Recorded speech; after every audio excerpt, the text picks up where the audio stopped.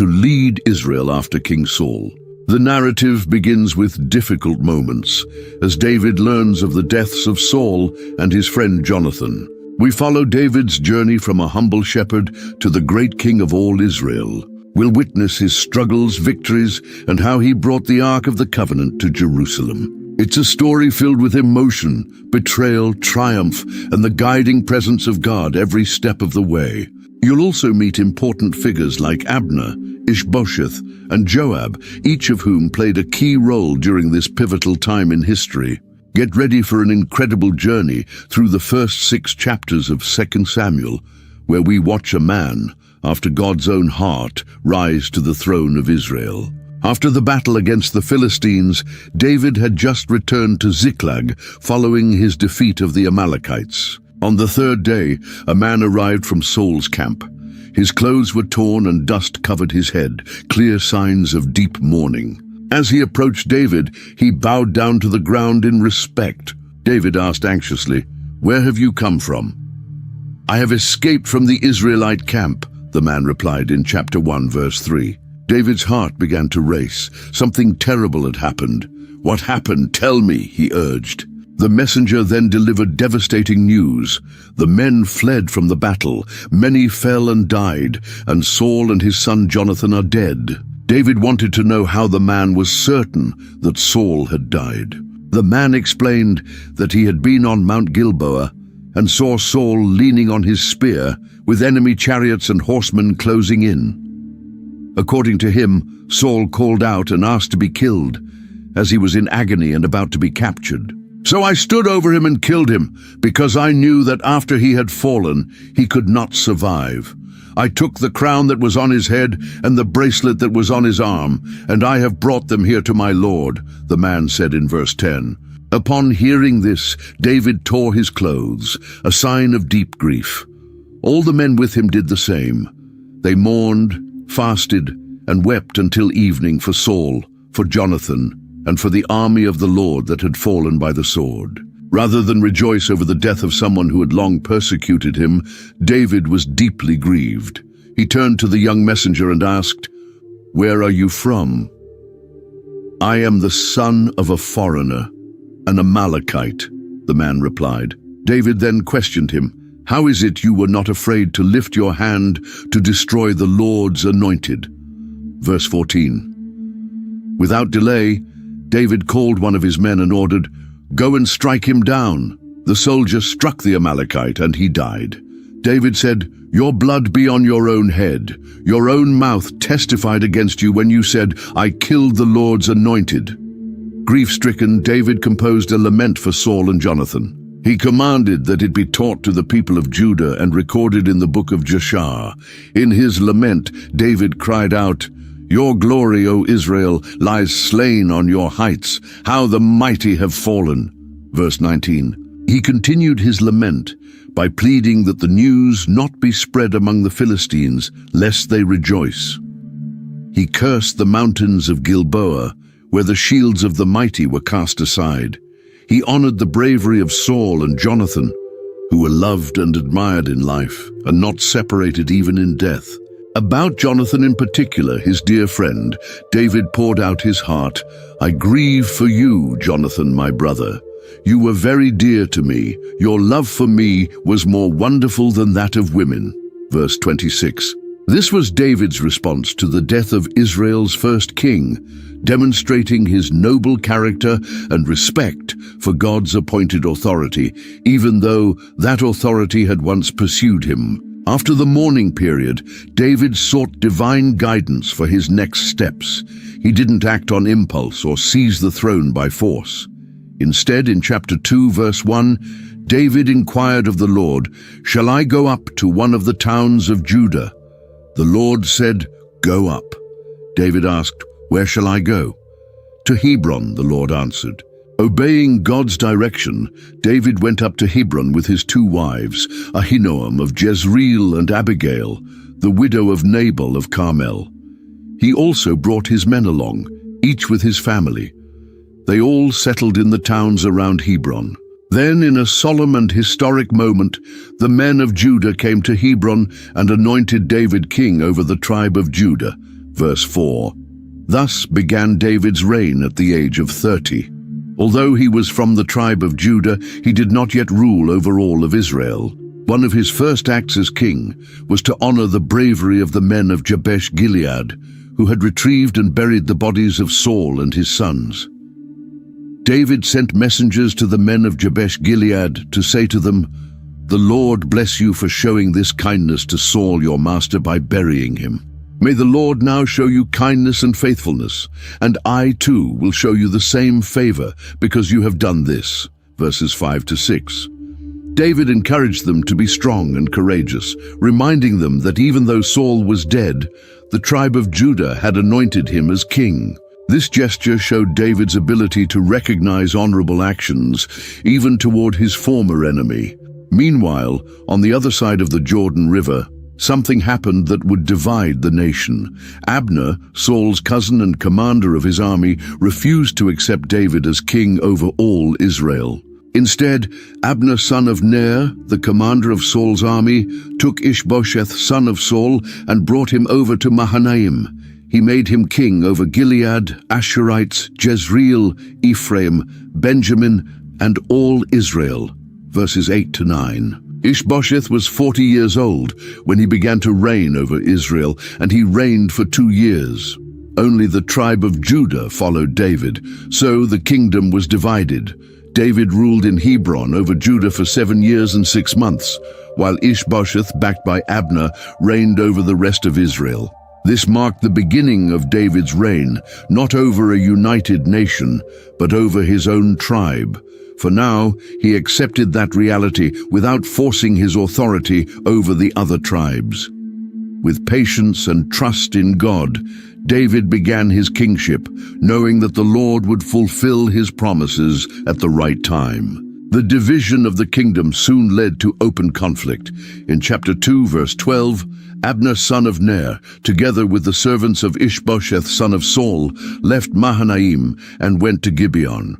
On the other side, Joab, son of Zeruiah, and David's men also went out and met them by the pool of Gibeon. The two groups took up positions on opposite sides of the pool, like armies ready for battle. Trying perhaps to avoid greater bloodshed, Abner suggested a contest between young soldiers. "Let some of the young men get up and fight hand to hand in front of us," he said to Joab. Joab agreed.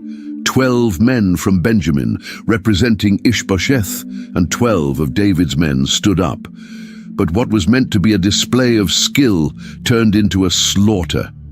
Each man grabbed his opponent by the head and thrust his dagger into his opponent's side, and they fell down together, recounts verse 16. That place in Gibeon came to be called Helkath Hazurim, meaning field of sharp swords.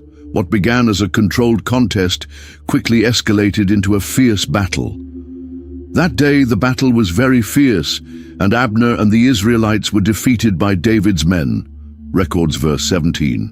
Zeruiah's 3 sons were there, Joab, Abishai, and Asahel.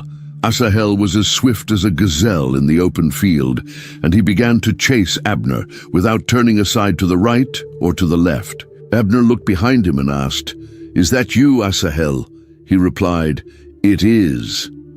Sensing the danger, Abner tried to dissuade the young man. "Turn aside to the right or to the left. Seize one of the young men and take his equipment."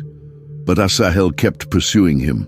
Again Abner warned him, "Turn aside from following me. Why should I strike you down? How could I look your brother Joab in the face?" Verse 22. He knew that killing Asahel would bring Joab's vengeance, the older brother and commander of David's army. But Asahel refused to give up, so Abner struck him in the stomach with the butt of his spear so forcefully that the spear came out through his back. Asahel fell there and died on the spot. And everyone who came to the place where Asahel had fallen and died stood still, says verse 23. Joab and Abishai kept pursuing Abner. At sunset, they reached the hill of Ammah near Giah on the way to the wilderness of Gibeon. There, the men of Benjamin regrouped behind Abner, forming a single unit, and took their stand on the top of a hill. Then Abner called out to Joab, "Must the sword devour forever? Don't you realize that this will end in bitterness?" How long before you order your men to stop pursuing their fellow Israelites?" Verse 26. Joab replied, "As surely as God lives, if you had not spoken, the men would have continued pursuing their brothers until morning." Verse 27. So Joab blew the trumpet, and all his troops stopped pursuing Israel. Abner and his men marched through the Arabah all that night. They crossed the Jordan, continued marching, and arrived at Mahanaim. Joab stopped chasing Abner and gathered his troops. 19 of David's men were missing, in addition to Asahel. But David's men had struck down 360 men from Benjamin and Abner's forces. They took Asahel and buried him in his father's tomb at Bethlehem. Then Joab and his men marched all night and arrived at Hebron at daybreak. The civil war between the house of David and the house of Saul dragged on for a long time. There was a long war between the house of Saul and the house of David, says chapter 3, verse 1. During that time, David grew stronger and stronger, while the house of Saul grew weaker and weaker. As the war dragged on, David's power increased. In chapter 3, we see that his family also grew in Hebron. Sons were born to David in Hebron. His firstborn was Amnon, by Ahinoam of Jezreel. His second, Chileab, by Abigail the widow of Nabal of Carmel. The third, Absalom the son of Maacah daughter of Talmai king of Geshur. The fourth, Adonijah the son of Haggith. The fifth, Shephatiah the son of Abital. And the sixth, Ithream, by David's wife Eglah. Verses 2-5. Meanwhile, Abner was strengthening his position within Saul's house. He was not only the army commander, but also a powerful political figure behind Ishbosheth's throne. However, a particular incident changed the course of events. Ishbosheth accused Abner, "Why did you sleep with my father's concubine?" Verse 7, referring to Rizpah, daughter of Aiah. At that time, taking a former king's concubine was considered a claim to the throne. Abner was furious at the accusation. "Am I a dog's head on Judah's side? This very day I'm loyal to the house of your father Saul, to his family and friends. I haven't handed you over to David, and yet now you accuse me of an offense involving this woman." Verse 8. Outraged, Abner made a vow. "May God deal with Abner, be it ever so severely, if I do not do for David what the Lord promised him on oath, and transfer the kingdom from the house of Saul, and establish David's throne over Israel, and Judah from Dan to Beersheba." Verses 9-10. Ishbosheth didn't dare say another word to Abner because he was afraid of him. Realizing his position was at risk and that Saul's house was weakening, Abner decided to switch sides. He sent messengers to David. "Whose land is it? Make a covenant with me, and my hand shall be with you to bring all Israel over to you." Verse 12. David replied, "Good, I will make a covenant with you. But one thing I require, you must not come into my presence unless you bring Michal, Saul's daughter, when you come to see me." Verse 13. Michal was David's first wife, whom Saul had given to another man while David was on the run. David also sent messengers to Ishbosheth, demanding, "Give me my wife Michal, whom I betrothed to myself for 100 Philistine foreskins." Ishbosheth sent and took her from her husband, Paltiel, son of Laish. Her husband followed her, weeping, as far as Bahurim, until Abner ordered him to go back. Abner then spoke with the elders of Israel. "For some time you have wanted to make David your king. Now do it. For the Lord promised David, 'Through my servant David, I will rescue my people Israel from the hand of the Philistines and from all their enemies.'" Verses 17-18. Abner also spoke to the tribe of Benjamin, Saul's own tribe. After that, Abner went to Hebron with 20 men to speak with David about the desires of all Israel and the house of Benjamin. David hosted a banquet for Abner and his men. Then Abner said to David, "Let me go and gather all Israel to my lord the king, so that they may make a covenant with you, and you may reign over all that your heart desires," as stated in verse 21. And David sent Abner away in peace, Abner's defection marked a turning point in the civil war. The powerful general who had upheld Saul's house was now working to unite Israel under David's leadership. Shortly after Abner left, David's men and Joab returned from a raid, bringing much plunder.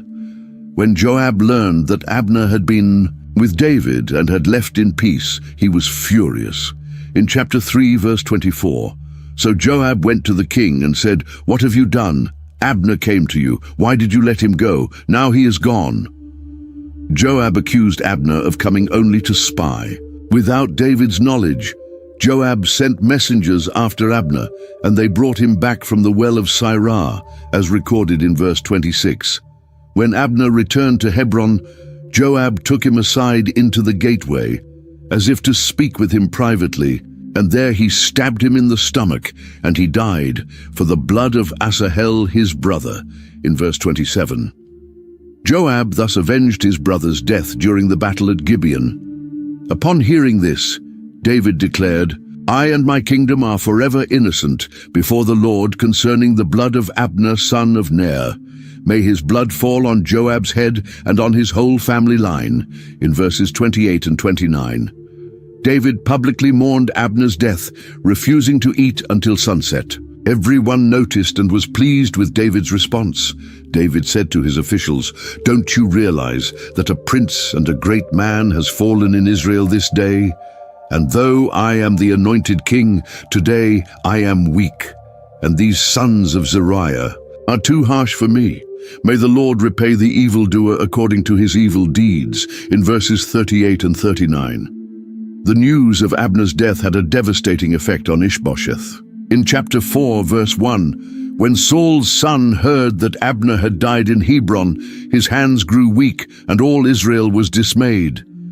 Ishbosheth had 2 men, Baanah and Rechab, captains of raiding bands and sons of Rimmon from Beeroth, a town of Benjamin. They came into Ishbosheth's house around midday while he was resting. They entered the house as if to get wheat and stabbed him in the stomach. Then Rechab and his brother Baanah escaped, according to verse 6. After killing him, they cut off his head and traveled all night through the Arabah. They brought Ishbosheth's head to David in Hebron and said, "Here is the head of Ishbosheth, son of Saul, your enemy, who tried to kill you. Today the Lord has avenged my lord the king against Saul and his descendants," in verse 8. But David replied, "As surely as the Lord lives, who has delivered me out of every trouble, when someone told me, 'Saul is dead,' thinking he was bringing good news, I seized him and put him to death in Ziklag. That was the reward I gave him for his news. How much more, when wicked men kill an innocent man in his own house on his own bed, should I not now demand his blood from your hands and rid the earth of you?" in verses 9 to 11. At David's command, his young men killed Rechab and Baanah. They cut off their hands and feet and hung their bodies beside the pool in Hebron. But they buried Ishbosheth's head in Abner's tomb in Hebron. With Ishbosheth's death, the last remaining claimant to Saul's throne had fallen. The way was now clear for David to become king over all Israel. After Ishbosheth's death, the tribes of Israel finally acknowledged David as their rightful king. In chapter 5, verse 1, "Then all the tribes of Israel came to David at Hebron and said, 'We are your own flesh and blood.'" They remembered David's leadership even during Saul's reign. "In the past, while Saul was king over us, you were the one who led Israel on their military campaigns. And the Lord said to you, 'You will shepherd my people Israel, and you will become their ruler,'" in verse 2. In a solemn ceremony in Hebron, all the elders of Israel came to King David at Hebron. The king made a covenant with them at Hebron before the Lord, and they anointed David king over Israel in verse 3. David was 30 years old when he began to reign, and he reigned for 40 years. In Hebron, he reigned over Judah for 7 years and 6 months, and in Jerusalem he reigned over all Israel and Judah for 33 years, according to verse 5. With all the tribes united under his leadership, David now ruled a strengthened nation. His next step was to establish a capital for the unified kingdom. Until then, he had ruled from Hebron, a city in Judah, but he needed a more central and strategic location, one that all the tribes could see as belonging to them, not just to Judah. The unification of the tribes under David fulfilled the promise God had made long before. Since the days when the young shepherd watched his father Jesse's flocks, God had chosen him to be the king of his people. The journey had been long, filled with challenges, persecution, and waiting. But at last, David stood in the position for which he had been anointed years earlier. This was a crucial moment in Israel's history. After the era of the judges and the troubled reign of Saul, the people now had a king after God's own heart. Under David's leadership, Israel would enter its golden age, expanding its borders and becoming a stronger, unified nation.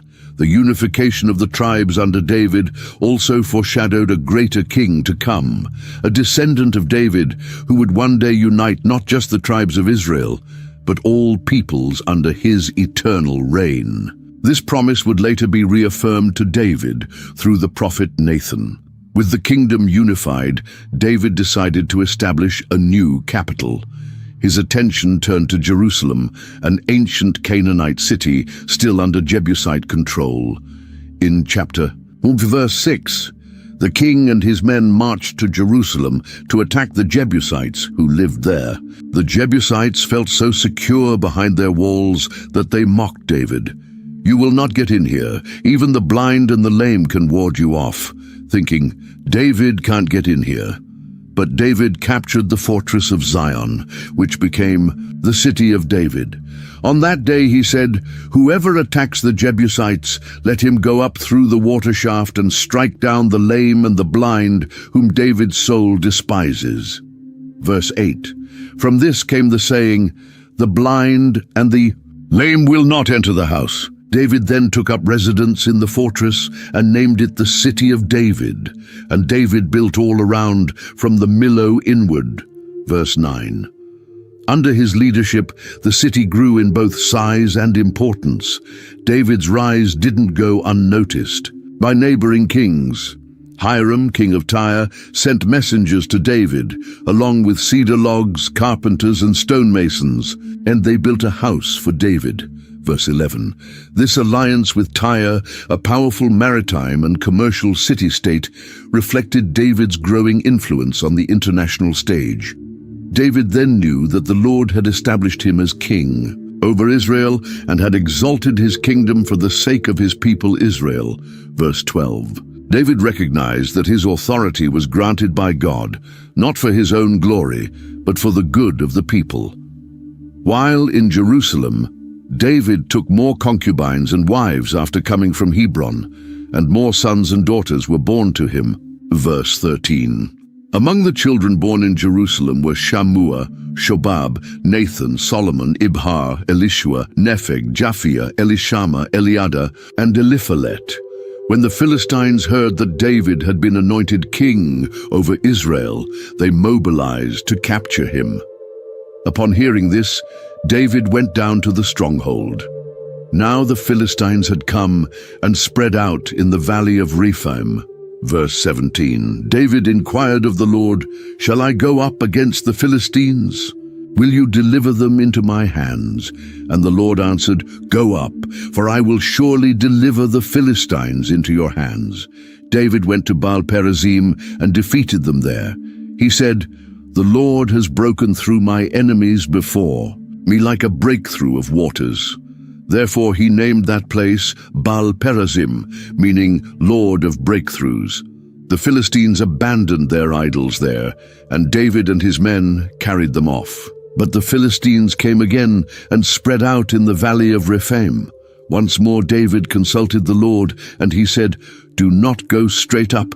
Instead, circle around behind them and come upon them in front of the balsam trees. When you hear the sound of marching in the tops of the balsam trees, act quickly, for that will be the Lord going out before you to strike the Philistine army."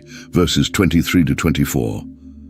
David did as the Lord commanded and struck down the Philistines all the way from Gibeon to the entrance of Giza.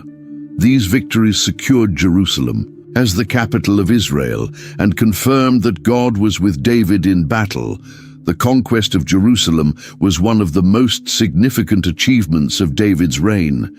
The city, strategically located between the northern and southern tribes, would serve as the United Kingdom's capital for generations. Later it would be the site of the temple built by David's son Solomon and become known as the Holy City. After establishing Jerusalem as his capital, David sought to bring the Ark of the Covenant into the city. The Ark, which held the stone tablets of the Ten Commandments, symbolized God's presence among the people. In chapter 6, verse 1, David again gathered all the chosen men of Israel, 30,000. With this large group, David and all the people with him set out from Bala of Judah to bring up from there the Ark of God, which is called by the name of the Lord of hosts, who sits enthroned between the cherubim. Verse 2. Bala of Judah is another name for Kiriath Jearim, where the ark had remained since being returned by the Philistines. They placed the ark of God on a new cart and brought it from the house of Abinadab, which was on the hill. And Uzzah and Ahio, the sons of Abinadab, were guiding the new cart. Verse 3. David and the entire house of Israel were celebrating before the Lord with instruments made of cypress wood, harps, lyres, tambourines, castanets, and cymbals. When they came to the threshing floor of Nakon, the oxen stumbled, and Uzzah reached out his hand to steady the ark of God. The Lord's anger burned against Uzzah because of his irreverent act, and God struck him down there, and he died beside the ark of God. Verse 7. David was disturbed that the Lord had struck Uzzah down. That place was named Perez Uzzah, meaning Uzzah's breach. David feared the Lord that day and said, "How can the ark of the Lord come to me?" He was unwilling to bring the ark into the city of David. Instead, David took it to the house of Obed-Edom the Gittite. Verse 10. The ark remained there for 3 months, and the Lord blessed Obed-Edom and his entire household. When David was told that the Lord had blessed Obed-Edom's household because of the ark, he resolved to complete the mission. So David went and brought up the ark of God from the house of Obed-Edom to the city of David with rejoicing. Verse 12. This time David took proper precautions. When those carrying the ark of the Lord had taken 6 steps, he sacrificed a bull and a fattened calf, to verse 13. He also danced before the Lord with all his might, wearing a linen ephod. Verse 14. So David and all the house of Israel brought up the ark of the Lord with shouts and the sound of trumpets. Verse 15. It was a moment of great celebration. The symbolic presence of God was entering the capital, but not everyone shared David's joy. As the ark of the Lord entered the city of David, Michal, daughter of Saul, looked out of the window and saw King David leaping and dancing before the Lord, and she despised him in her heart. Verse 16. Unbothered by Michal's disapproval, David placed the ark inside the tent he had pitched for it. He offered burnt offerings and peace offerings before the Lord. And when he had finished offering the sacrifices, he blessed the people in the name of the Lord of hosts. Verse 18. He gave every man and woman in the crowd a loaf of bread, a portion of meat, and a cake of raisins. Then all the people returned to their homes. When David returned to bless his household, Michal came out to meet him and said sarcastically, "How distinguished the king of Israel looked today, going around half naked in full view of the servant girls, like some vulgar fellow." Verse 20. David replied, "It was before the Lord, who chose me rather than your father or anyone from his house, when he appointed me ruler over the Lord's people Israel. I will celebrate before the Lord.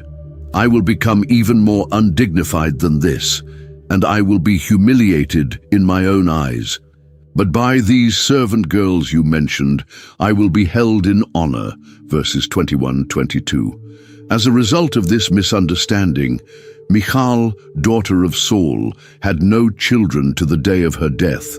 Verse 23. The arrival of the ark in Jerusalem was a pivotal moment in David's reign. By bringing Israel's most sacred symbol into his new capital, he united political and religious authority in one place. Jerusalem became not only the political capital, but also the spiritual center of the nation. This act also demonstrated David's devotion to the Lord.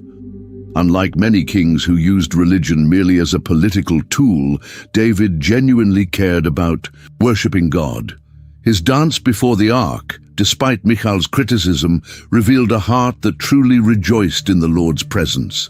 The arrival of the ark in Jerusalem marked the completion of the power transition from Saul to David. The process had begun with the news of Saul's death, followed by David's anointing as king of Judah, the civil war, the betrayal and deaths of Abner and Ishbosheth, the unification of the tribes under David, the conquest of Jerusalem, and finally, the ark entering the city. David was now the undisputed king of a united Israel, with a firmly established capital and the divine blessing symbolized by the ark's presence in Jerusalem. Once David had settled into his cedar palace in Jerusalem and the Lord had granted him rest from all his enemies, something began to stir in his heart. In chapter 7, while speaking with the prophet Nathan, David shared a thought that troubled him. Here I am, living in a house of cedar, while the ark of God remains in a tent. At first, Nathan encouraged the king, saying, "Go and do all that is in your heart, for the Lord is with you." But that same night, the word of the Lord came to Nathan with a very different message for David. "Go and tell my servant David, this is what the Lord says, Are you the one to build me a house to dwell in? I have not dwelt in a house from the day I brought the Israelites up out of Egypt to this day. I have been moving from place to place with a tent as my dwelling," said the Lord through Nathan in verses 5 and 6. God reminded David how he had taken him from tending sheep to become ruler over Israel, how he had been with him wherever he went, and how he had destroyed all his enemies. But then, instead of allowing David to build him a house, God made a stunning promise. "The Lord declares to you that he himself will establish a house for you. When your days are over and you rest with your ancestors, I will raise up your offspring to succeed you, your own flesh and blood, and I will establish his kingdom. He is the one who will build a house for my name, and I will establish the throne of his kingdom forever. I will be his father, and he will be my son," proclaimed the Lord in verses 11 to 14. God also promised, "Your house and your kingdom will endure forever before me. Your throne will be established forever," as we read in verse 16, when Nathan relayed all these words and this entire vision to David. The king was deeply moved. He went in, sat before the Lord, and said, "Who am I, sovereign Lord, and what is my family, that you have brought me this far? And as if this were not enough in your sight, sovereign Lord, you have also spoken about the future of the house of your servant," as seen in verses 18 and 19. In his prayer of gratitude, David acknowledged God's greatness. "How great you are, sovereign Lord! There is no one like you, and there is no God but you, as we have heard with our own ears," as expressed in verse 22. David concluded his prayer by asking for God's blessing. "And now, Lord God, keep forever the promise you have made concerning your servant and his house. Do as you promised, so that your name will be great forever," as we read in verses 25 and 26. This divine promise to David established an eternal covenant that would shape Israel's future. God promised that David's royal lineage would endure forever, a promise that would extend beyond his son Solomon and find its ultimate fulfillment in a greater descendant whose kingdom would have no end. This covenant became the foundation of the messianic hope that would sustain the people of Israel for centuries. Empowered by this divine promise, David began expanding Israel's borders through a series of remarkable military victories. In chapter 8, we see how he defeated Israel's traditional enemies in every direction, establishing the kingdom as a regional power. After this, David defeated the Philistines and subdued them, and he took Metheg-Ammah from the hands of the Philistines, says verse 1. The Philistines, who had long troubled Israel, were finally subdued. David took control of their main territory, ending the constant threat they posed. Turning eastward, he also defeated the Moabites. He made them lie down on the ground and measured them off with a length of cord. Every 2 lengths of them were put to death, and the 3rd length was allowed to live, according to verse 2. David established dominance over Moab, and the Moabites became subject to David and brought him tribute. Next, David faced a greater threat to the north. David also defeated Hadadezer, son of Rehob, king of Zobah, when he went to restore his monument at the Euphrates River, as stated in verse 3. In this battle, David captured 1,000 of his chariots, 7,000 charioteers, and 20,000 foot soldiers. He hamstrung all but 100 of the chariot horses, as recorded in verse 4. When the Arameans of Damascus came to help Hadadezer, David was undeterred. David struck down 22,000 Arameans. He then put garrisons in Aram of Damascus, and the Arameans became subject to him and brought tribute, according to verses 5 and 6. The text affirms God's favor in these victories. The Lord gave David victory wherever he went. Through these battles, David captured great wealth. David took the gold shields carried by the officers of Hadadezer and brought them to Jerusalem. From Tebah and Berothai, towns of Hadadezer, King David took a great quantity of bronze, as we read in verses 7 and 8.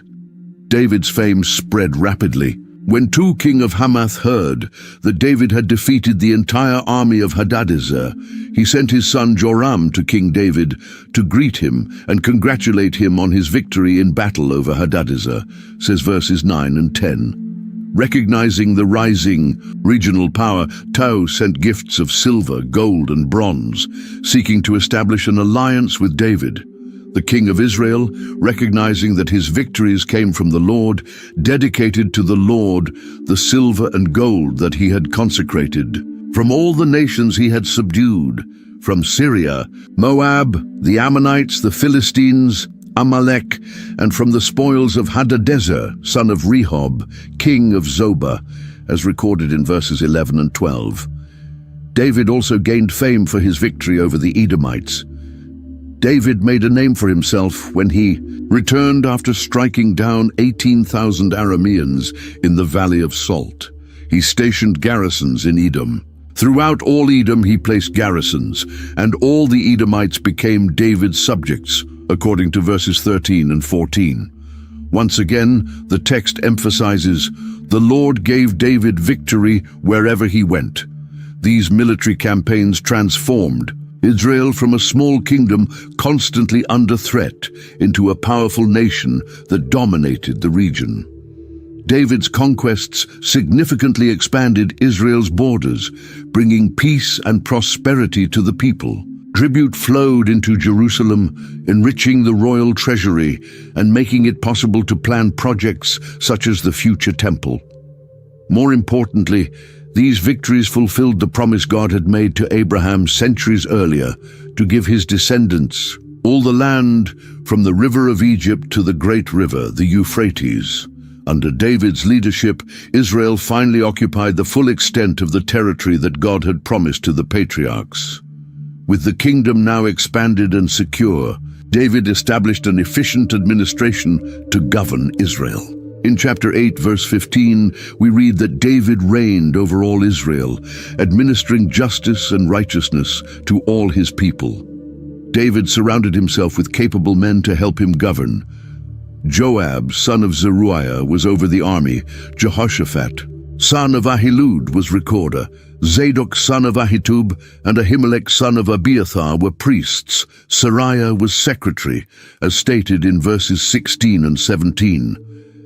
The king's security and special missions were entrusted to Benaiah son of Jehoiada, who was over the Kerethites and Pelethites, as verse 18 records. These were likely foreign mercenaries who formed a royal guard, free from tribal loyalties that might complicate the command of Israelite troops. Rounding out his governing team, David's sons were chief officials, as noted at the end of verse 18. David involved his own family in the administration, following a pattern common in ancient monarchies. This governmental structure represented a significant evolution for Israel. During the time of the judges, the nation had no permanent central administration. Even under Saul, the government remained quite rudimentary. David, however, established a complete administrative system with clear divisions of responsibility. The army, led by Joab, ensured external security and maintained control over conquered territories. Jehoshaphat, the recorder, likely maintained official records and functioned as something of a prime minister. Priests Zadok and Ahimelech oversaw religious affairs, maintaining the vital link between throne and altar in Israel. Seraiah, the secretary, was responsible for official correspondence and royal documents, an essential role in an age when literacy was limited.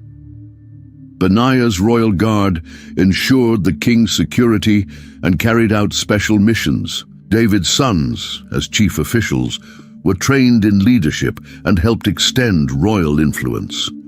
This administrative organization enabled David to effectively govern a territory far larger than any previous Israelite leader. The biblical text stresses that he administered justice and righteousness to all his people, indicating that this structure served not just to glorify the king, but to ensure fair governance for the people. David's administrative wisdom contributed just as much as his military skill to Israel's stability and prosperity. A well-governed kingdom flourished in times of peace and could mobilize resources efficiently in times of war. The system David established became a model followed by the kings of Israel and Judah for generations to come. Amid all his victories and royal duties, David did not forget past promises. In chapter 9, he asks, "Is there still anyone left of the house of Saul to whom I may show kindness for Jonathan's sake?" This question revealed David's heart. Though he was now powerful and his former enemies had been subdued, he remembered his friendship with Jonathan, Saul's son, and the promise they had made to one another. Instead of eliminating potential rivals to the throne, as was typical among kings of the time, David sought to show kindness. A servant of Saul's household named Ziba was brought before the king. When David asked if there was still anyone from Saul's house to whom he could show the kindness of God, Ziba replied, "There is still a son of Jonathan, crippled in his feet," as verse 3 states. David immediately wanted to know where this man was. Ziba informed him that he was in the house of Machir, son of Amiel, in Lodebar, as in verse 4. Lodebar was beyond the Jordan, far from Jerusalem, suggesting that Mephibosheth was essentially in hiding, fearing that the new king might want to eliminate him. So King David had him brought from the house of Machir, son of Amiel, at Lodebar, as we read in verse 5. We can imagine the fear Mephibosheth must have felt upon receiving the order to appear before the king. As a descendant of Saul's house, he likely expected the worst. When Mephibosheth, son of Jonathan and grandson of Saul, came before David, he bowed down to pay him honor, as verse 6 records. David then called him by name, Mephibosheth, to which he replied, "At your service." Instead of threats or punishment, Mephibosheth heard astonishing words. "Do not be afraid," David said, "for I will surely show you kindness for the sake of your father Jonathan. I will restore to you all the land that belonged to your grandfather Saul, and you will always eat at my table," as declared in verse 7. Perplexed by such unexpected kindness, Mephibosheth responded humbly, "What is your servant that you should notice a dead dog like me?" As recorded in verse 8, referring to himself as a dead dog, reflected how unworthy and insignificant he felt to receive royal attention. Then David summoned Ziba, Saul's servant, and said to him, "I have given your master's grandson everything that belonged to Saul and his family. You and your sons and your servants are to farm the land for him and bring in the crops, so that your master's grandson may be provided for. But Mephibosheth, your master's grandson, will always eat at my table," as recorded in verses 9 and 10. Ziba, who had 15 sons and 20 servants, pledged to do everything the king had commanded. Thus, Mephibosheth ate at David's table like one of the king's sons, as verse 11 states. The passage also mentions that Mephibosheth had a young son named Micah, and that all who lived in Ziba's household were servants of Mephibosheth. The chapter concludes by noting that Mephibosheth lived in Jerusalem because he always ate at the king's table, and he was lame in both feet, as we read in verse 13. This final mention of his physical disability reminds the reader of the man's vulnerability and highlights David's extraordinary generosity. The way David treated Mephibosheth revealed his character beyond military victories and administrative skills. In a time when vengeance and elimination of rivals were the norm, David chose to honor a friendship commitment, showing mercy to a potential rival. Instead of seeing Mephibosheth as a threat, David treated him like a son, giving him a place of honor at his own table. The peace David had secured through military victories would not last forever. In chapter 10, a new crisis emerged when the king of the Ammonites died, and his son Hanun succeeded him as king, according to verse 1. Remembering the kindness the previous king had shown him, David wished to show the same to the new king. David said, "I will show kindness to Hanun, son of Nahash, just as his father showed kindness to me." So David sent envoys to express sympathy to Hanun concerning his father, as stated in verse 2. However, when David's ambassadors arrived in the land of the Ammonites, they were met with suspicion. The Ammonite princes said to Hanun, "Do you think David is honoring your father by sending envoys to express sympathy? Hasn't David sent them to you only to explore the city and spy it out and overthrow it?" As we read in verse 3. Persuaded by these distrustful advisers, Hanun made a decision with serious consequences. He seized David's envoys, shaved off half of each man's beard, cut off their garments at the hips, and sent them away, as stated in verse 4. This was an act of extreme humiliation and a grave diplomatic insult. When David learned what had happened, recognizing how deeply humiliated his men were, he sent messengers to meet them, for they were greatly humiliated. The king said, "Stay in Jericho until your beards have grown back and then return," as recorded in verse 5. This act of consideration shows David's sensitivity to his servants' dignity. Realizing they had deeply offended David, the Ammonites prepared for war. They hired 20,000 Aramean foot soldiers from Beth Rehob and Zobah, as well as the king of Makkah with 1,000 men, and 12,000 men from Tob, as verse 6 notes. This coalition posed a serious threat to Israel.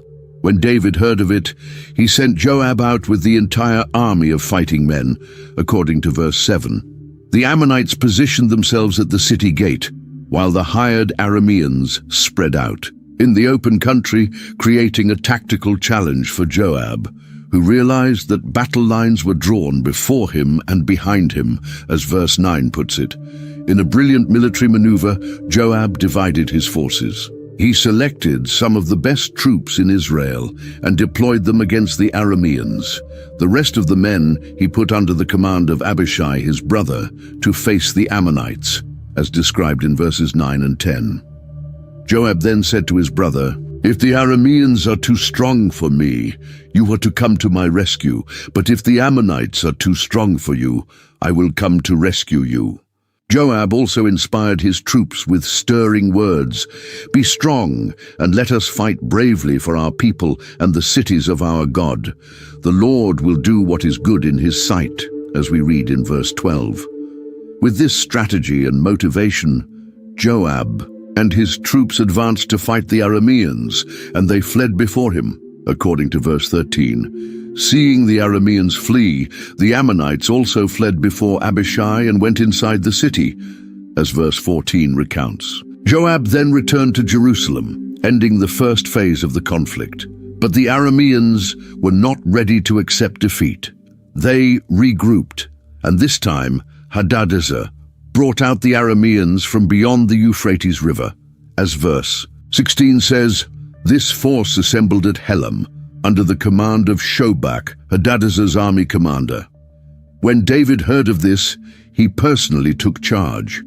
He gathered all Israel, crossed the Jordan, and went to Helam, as stated in verse 17. The Arameans formed their lines against David and fought him, but were once again defeated. David and his men killed 700 of their charioteers and 40,000 horsemen. They also struck down Shobach, the commander of their army, and he died there, according to verse 18. This decisive victory had significant political consequences. When all the kings who were vassals of Hadadezer saw that they had been defeated by Israel, they made peace with Israel and became subject to them, as recorded in verse 19. The text concludes by noting that the Arameans were afraid to help the Ammonites anymore. The war against the Ammonites demonstrated not only Israel's military might under David, but also the complexity of international relations at the time. A diplomatic insult triggered a conflict that drew in multiple regional powers. David's victory further solidified Israel's status as a regional force and elevated the king's prestige. In the midst of so many victories and achievements, David would face his greatest failure, not on the battlefield, but within his own character. Chapter 11, verse 1 tells us that, "In the spring, at the time when kings go off to war, David sent Joab out with the king's men and the whole Israelite army. They destroyed the Ammonites and besieged Rabbah, but David remained in Jerusalem." This decision to stay behind while his men fought set the stage for a series of tragic events. One evening, David got up from his bed and walked around on the roof of the palace. From the roof, he saw a woman bathing, and the woman was very beautiful, as verse 2 describes. Driven by desire, David sent someone to find out about her. The man said, "She is Bathsheba, the daughter of Eliam and the wife of Uriah the Hittite." Verse 3. Even knowing she was married and that her husband was away fighting for the kingdom, David sent messengers to get her. She came to him and he slept with her. Verse 4. The text notes that she had purified herself from her uncleanness, indicating she was not pregnant before this encounter. Afterward, the woman conceived and sent word to David saying, "I am pregnant." Verse 5. The news confronted David with the consequences of his actions, prompting him to quickly devise a plan to cover up his transgression. So David sent this word to Joab, "Send me Uriah the Hittite." Verse 6. When Uriah arrived, David asked him how Joab was, how the soldiers were, and how the war was going, pretending that his interest was merely in receiving news from the front lines. Then David told Uriah, "Go down to your house and wash your feet." Verse 8. David even sent a gift after him from the king's table. The king expected Uriah to go home and sleep with his wife, making the pregnancy appear legitimate. But Uriah, showing remarkable integrity, slept at the entrance to the palace with all his master's servants and did not go down to his house. Verse 9. When David heard about it, he asked Uriah, "Haven't you just come from a journey? Why didn't you go home?" Uriah's reply revealed his noble character. "The ark and Israel and Judah are staying in tents, and my commander Joab and my lord's men are camped in the open country. How could I go to my house to eat and drink and lie with my wife? As surely as you live, I will not do such a thing." Verse 11. In a second attempt, David said to Uriah, "Stay here one more day, and tomorrow I will send you back." So David had Uriah eat and drink with him, and he made him drunk, hoping that under the influence of alcohol, the soldier might lower his guard. But even inebriated, in the evening Uriah went out to sleep on his mat among his master's servants. He did not go home. Verse 13. The failure of his plan drove David to commit an even graver sin. The same man who once refused to raise a hand against Saul, the Lord's anointed, now coldly plotted the death of one of his loyal soldiers. This episode with Bathsheba marked a dramatic fall for David. The same man who had shown mercy to Mephibosheth and composed beautiful psalms of praise to God now gave in to lust, adultery, and soon to follow murder. The story serves as a warning of how even people of great faith and character can fall when they lower their guard and give in to temptation. Faced with the failure of his attempts to cover up the affair, David resorted to desperate measures. In chapter 11, verse 14, "In the morning David wrote a letter to Joab and sent it with Uriah. In that letter David gave sinister instructions. Put Uriah in the front line where the fighting is fiercest, then withdraw from him so he will be struck down and die." Verse 15. The cruel irony is that Uriah himself unknowingly carried the very letter that sealed his fate, a tragic testimony to the trust he placed in his king. Joab received the letter and carried out David's orders. So, while Joab had the city under siege, he put Uriah at a place where he knew the strongest defenders were. Verse 16. When the city's soldiers came out to fight, some of the men in David's army fell. Moreover, Uriah the Hittite died. Verse 17. Joab then sent a messenger to report to David about the battle. He instructed the messenger, "After you have given the king this account of the battle, the king's anger may flare up, and he may ask you, 'Why did you get so close to the city to fight? Didn't you know they would shoot arrows from the wall? Who killed Abimelech, son of Jerubesheth? Didn't a woman throw an upper millstone on him from the wall so that he died in Thebez? Why did you get so close to the wall?' If he asks you this, then say to him, 'Moreover, your servant Uriah the Hittite is dead.'" Verses 19 to 21. The messenger went and told David everything Joab had instructed him. When he reported Uriah's death, David responded with calculated indifference. "Say this to Joab, 'Don't let this upset you. The sword devours one as well as another. Press the attack against the city and destroy it.'" Say this to encourage Joab. Verse 25. When Bathsheba heard that her husband was dead, she mourned for him. Verse 26. After the period of mourning, David had her brought to his house, and she became his wife and bore him a son. Verse 27. The text ends this episode with a solemn statement. But the thing David had done displeased the Lord. This simple but weighty conclusion makes it clear that although David managed to hide his sin from people, he could not escape divine judgment. David's conspiracy against Uriah reveals the depth of his moral collapse.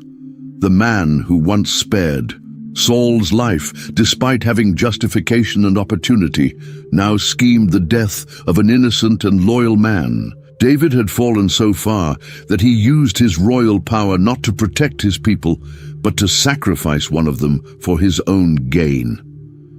The contrast between Uriah and David in this story is striking. Uriah, even when drunk, held on to his integrity and refused to enjoy the comforts of home while his comrades were at war. David, on the other hand, remained in Jerusalem when he should have been leading his army, and now used his authority to fulfill selfish desires. David's conspiracy shows how one sin can lead to another. What began as a lustful glance became adultery, which led to deceit and finally to murder.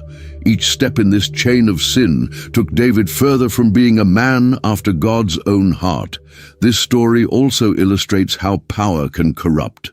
David used his authority as king to summon Bathsheba, attempt to manipulate Uriah, and ultimately have him killed. The power meant to serve the people was turned into a weapon to destroy an innocent man. David's plan seemed to have worked. Uriah was dead. Bathsheba was now his wife, and the scandal had been avoided. But God saw everything and would not let the sin go without consequences. In chapter 12, verse 1, the Lord sent Nathan to David. The prophet approached the king with a parable. There were two men in a certain city, one rich and the other poor. The rich man had a very large number of sheep and cattle, but the poor man had nothing except one little ewe lamb he had bought. He raised it, and it grew up with him and his children. It shared his food, drank from his cup, and even slept in his arms. It was like a daughter to him. As verses 1 to 3 tell us, Nathan continued, "Now a traveler came to the rich man, but the rich man refrained from taking one of his own sheep or cattle to prepare a meal for the traveler who had come to him. Instead, he took the ewe lamb that belonged to the poor man and prepared it for the one who had come to him," according to verse 4. When David heard this story, he burned with anger against the man and said to Nathan, "As surely as the Lord lives, the man who did this must die." And as we read in verse 5, outraged at the injustice in the parable, David added, "He must pay for that lamb 4 times over, because he did such a thing and had no pity." Then came the moment of confrontation. Nathan said to David, "You are the man," as recorded in verse 7. The prophet then delivered God's message. "This is what the Lord, the God of Israel, says, I anointed you king over Israel, and I delivered you from the hand of Saul.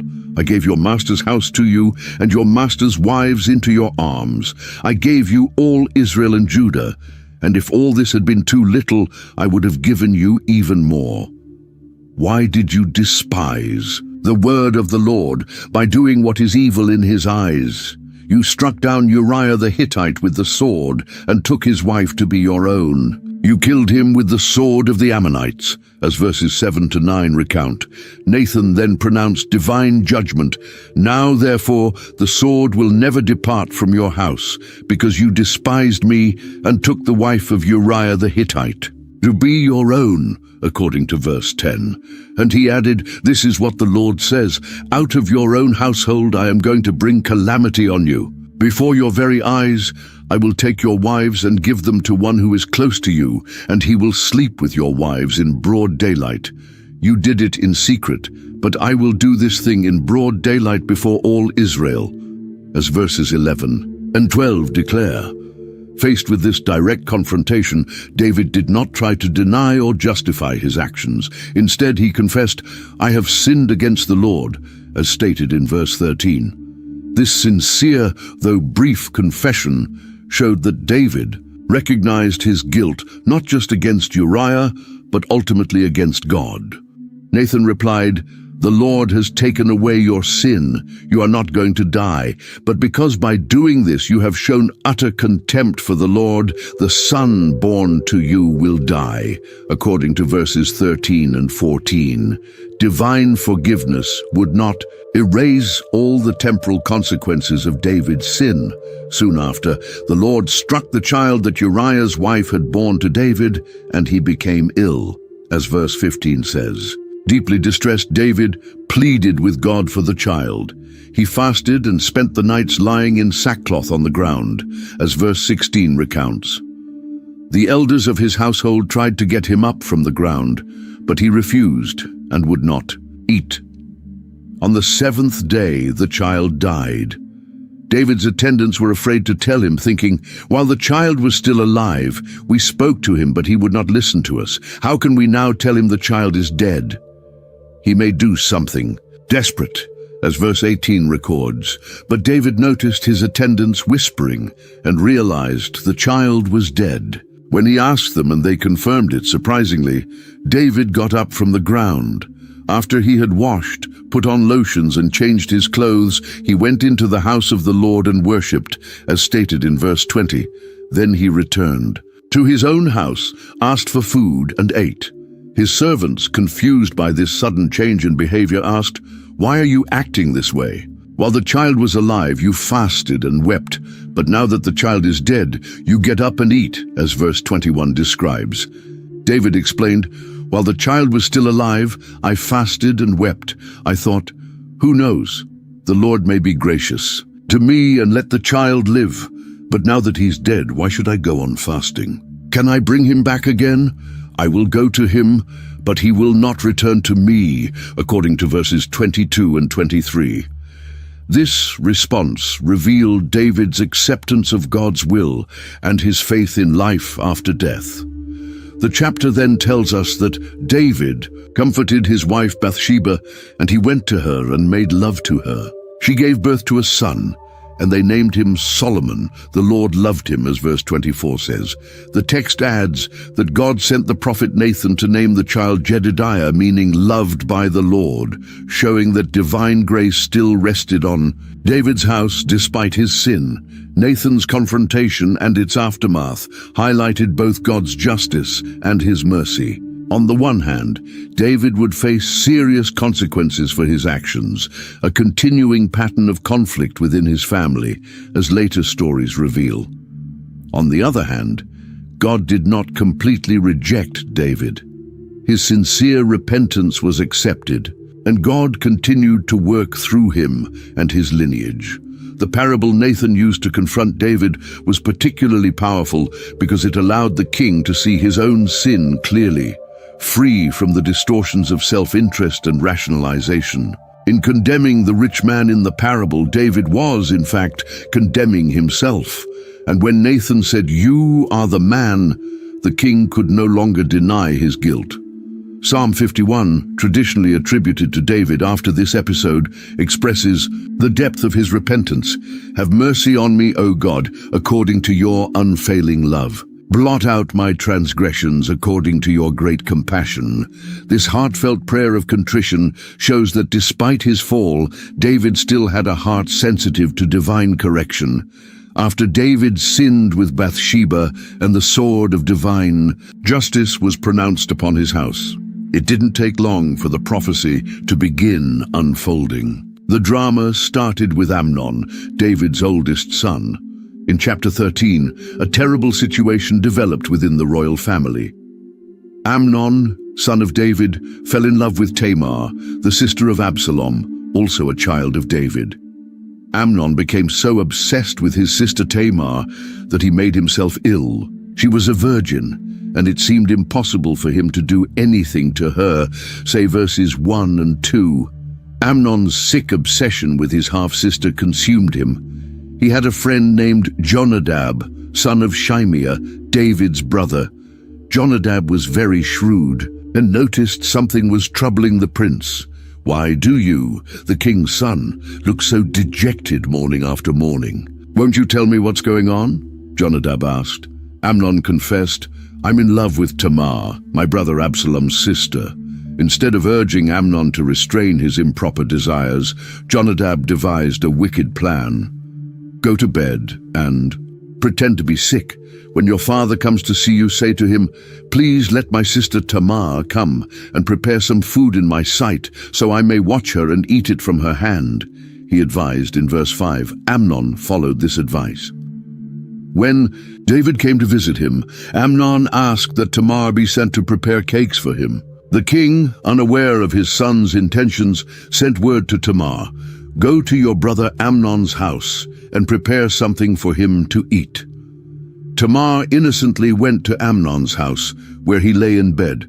She took some dough, kneaded it, made the cakes in front of him, and baked them. She took the pan and served him, but he refused to eat. Say verses 8 and 9.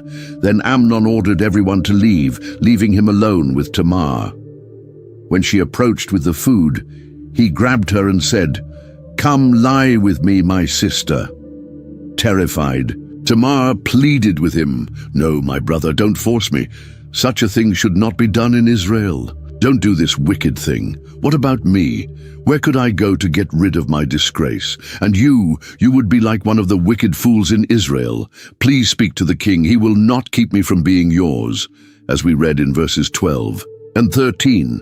But Amnon, consumed by his sick desire, refused to listen to her, and since he was stronger than she, he raped her, as verse 14 recounts. Right after that horrific act, something even darker happened. Amnon hated her with intense hatred. In fact, he hated her more than he had loved her.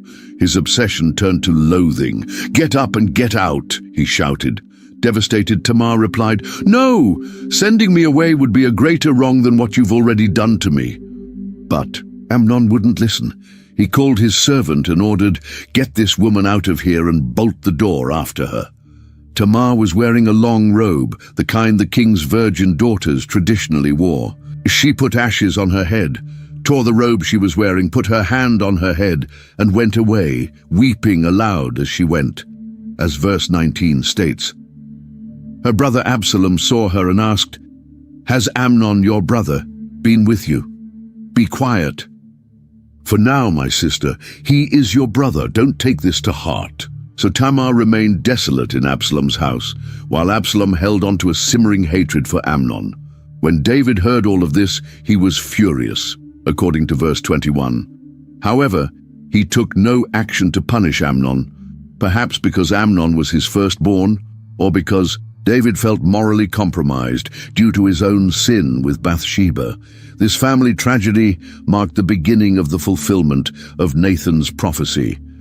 The sword would never depart from David's house, and evil would rise from within his own family. Amnon's crime against Tamar was only the first in a string of tragedies that would plague the royal house. 2 years passed since Tamar's terrible ordeal, and Absalom patiently waited for the right moment to avenge his sister's honor. While David took no steps to punish Amnon, Absalom carefully planned his revenge. In chapter 13, verse 23, we read, 2 years later, when Absalom's sheep were being sheared at Baal Hazor near Ephraim, he invited all the king's sons to come. Sheep shearing time was traditionally a festive occasion, a perfect setting for a family gathering. Absalom went to the king and said, "Your servant has shearers. Please let the king and his attendants join me." David declined, not wanting to be a burden on his son, even after Absalom insisted. Then Absalom made a seemingly innocent request. "If you're not coming, then let my brother Amnon come with us." The king asked, "Why should he go with you?" But Absalom kept pressing, and David sent Amnon and the rest of the king's sons with him, as we read in verse 27. The plan was in motion. Absalom ordered his men, "Watch Amnon. When he's in high spirits from drinking wine and I give the signal, then strike him down. Don't be afraid. Haven't I given you this order? Be strong and brave," as verse 28 states. During the banquet, when Amnon was drunk, Absalom's men did to Amnon what Absalom had ordered. Then all the king's sons got up, mounted their mules, and fled, according to verse 29. As the princes made their way back to Jerusalem, a distorted message reached David. Absalom has killed all the king's sons. Not one of them is left. David, overwhelmed, tore his robes and lay on the ground, and all his servants stood by with their clothes torn, as seen in verse 31. Jonadab, the same one who had advised Amnon, then spoke to David. "My lord should not think they killed all the princes. Only Amnon is dead. Absalom has been planning this ever since Amnon raped his sister Tamar, as verses 32 and 33 explain. Soon it was confirmed that only Amnon had died. The rest of the king's sons arrived in Jerusalem, weeping loudly. The king and all his servants also wept very bitterly, as verse 36 recounts. As for Absalom, he fled and went to Talmai son of Ammihud, the king of Geshur, as verse 37 tells us. Geshur was his mother's homeland, where he would be safe. He stayed there 3 years, while David mourned for his son every day. Over time, David's grief over Amnon faded, and he began longing for Absalom. Absalom's revenge. revealed his calculating and relentless nature. He waited patiently for the right moment, carefully planned his actions, and executed his vengeance without hesitation. The cost was steep. He had to flee the kingdom and live in exile, far from his homeland and family. This episode deepened the crisis within the royal family. Amnon, the firstborn and presumed heir to the throne, was dead. Absalom, another key son, was in exile. And David, torn between mourning one son and longing for another, watched helplessly as his family fell apart before his eyes. Fulfilling Nathan's prophecy, Absalom remained in exile in Geshur for 3 years. In Jerusalem, Joab noticed that the king's heart longed for Absalom's return. Chapter 14 tells how Joab devised a plan to bring the prince back. Joab sent to Tekoa and brought a wise woman from there. He said to her, "Pretend to be in mourning. Dress in mourning clothes, don't anoint yourself with oil, and act like a woman who has been grieving for the dead a long time," as we read in verse 2. He instructed her on what to say to the king. 2. Woman from Tekoa went to David, bowed down, and cried out, "Help me, O king." When David asked what troubled her, she told a story about her 2 sons. "Your servant had 2 sons. They fought in the field where there was no one to separate them, and one struck the other and killed him. Now the whole family has risen against your servant. They say, 'Hand over the one who struck his brother so that we may put him to death for the life he took.' If they do that, they'll extinguish my only remaining heir," as she explains in verses 6 and 7. David promised to protect her remaining son. Then the woman revealed the true purpose of her visit. "Why then have you devised such a thing against the people of God?" By saying this, the king convicts himself, for he has not brought back his banished one, as verse 13 says. She continued with a moving reflection. "We must all die. We are like water spilled on the ground, which cannot be gathered up again.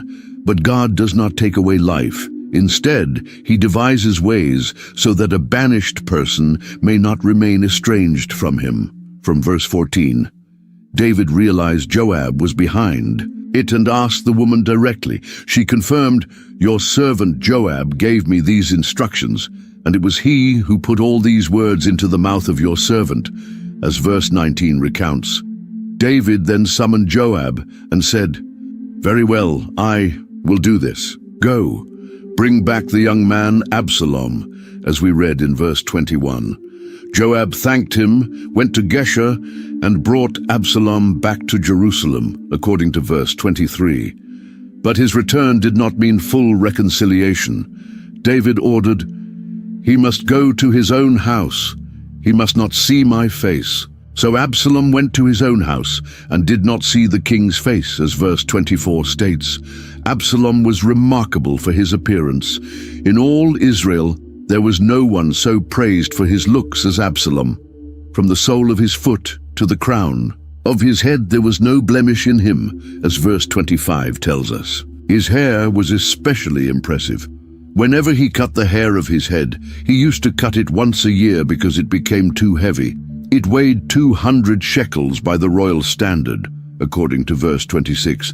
Absalom had 3 sons and a daughter whom he named Tamar, likely in honor of his sister who had been wronged.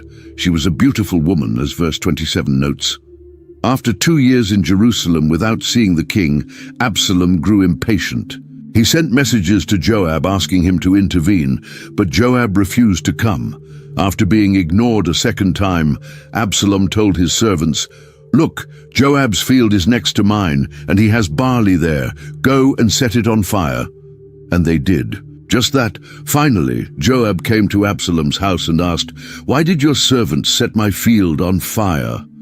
Absalom replied, "I sent for you and you wouldn't come. I want you to go to the king and ask, 'Why did I come from Geshur?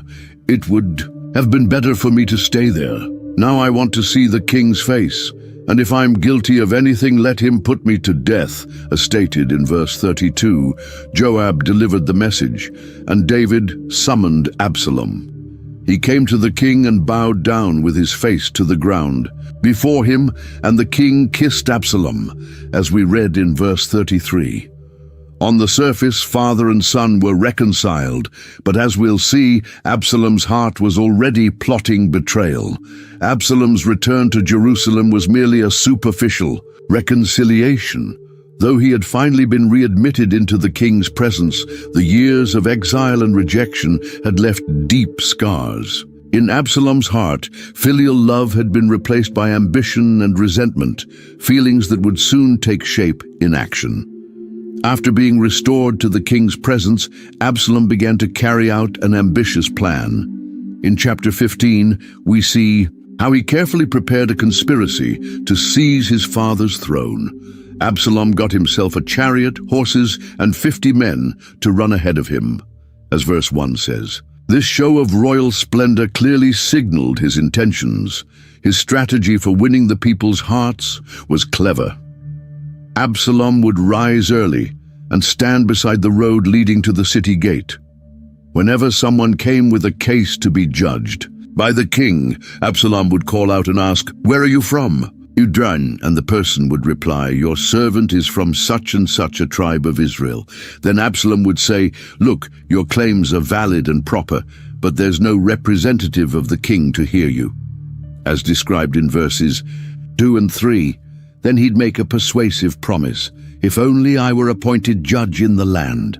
Then everyone who has a complaint or case could come to me, and I would see that they receive justice," as we read in verse 4. And when someone approached to bow down to him, Absalom would reach out, take hold of him, and kiss him, presenting himself as approachable and warm, unlike the distant image he painted of his father.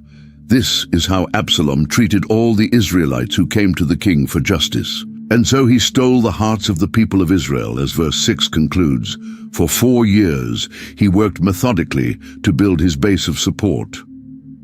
When he felt the time was right, Absalom said to the king, "Let me go to Hebron to fulfill a vow I made to the Lord. While your servant was living at Geshur in Aram, I made this vow, if the Lord brings me back to Jerusalem, I will worship him in Hebron," as verses 7 and 8 recount.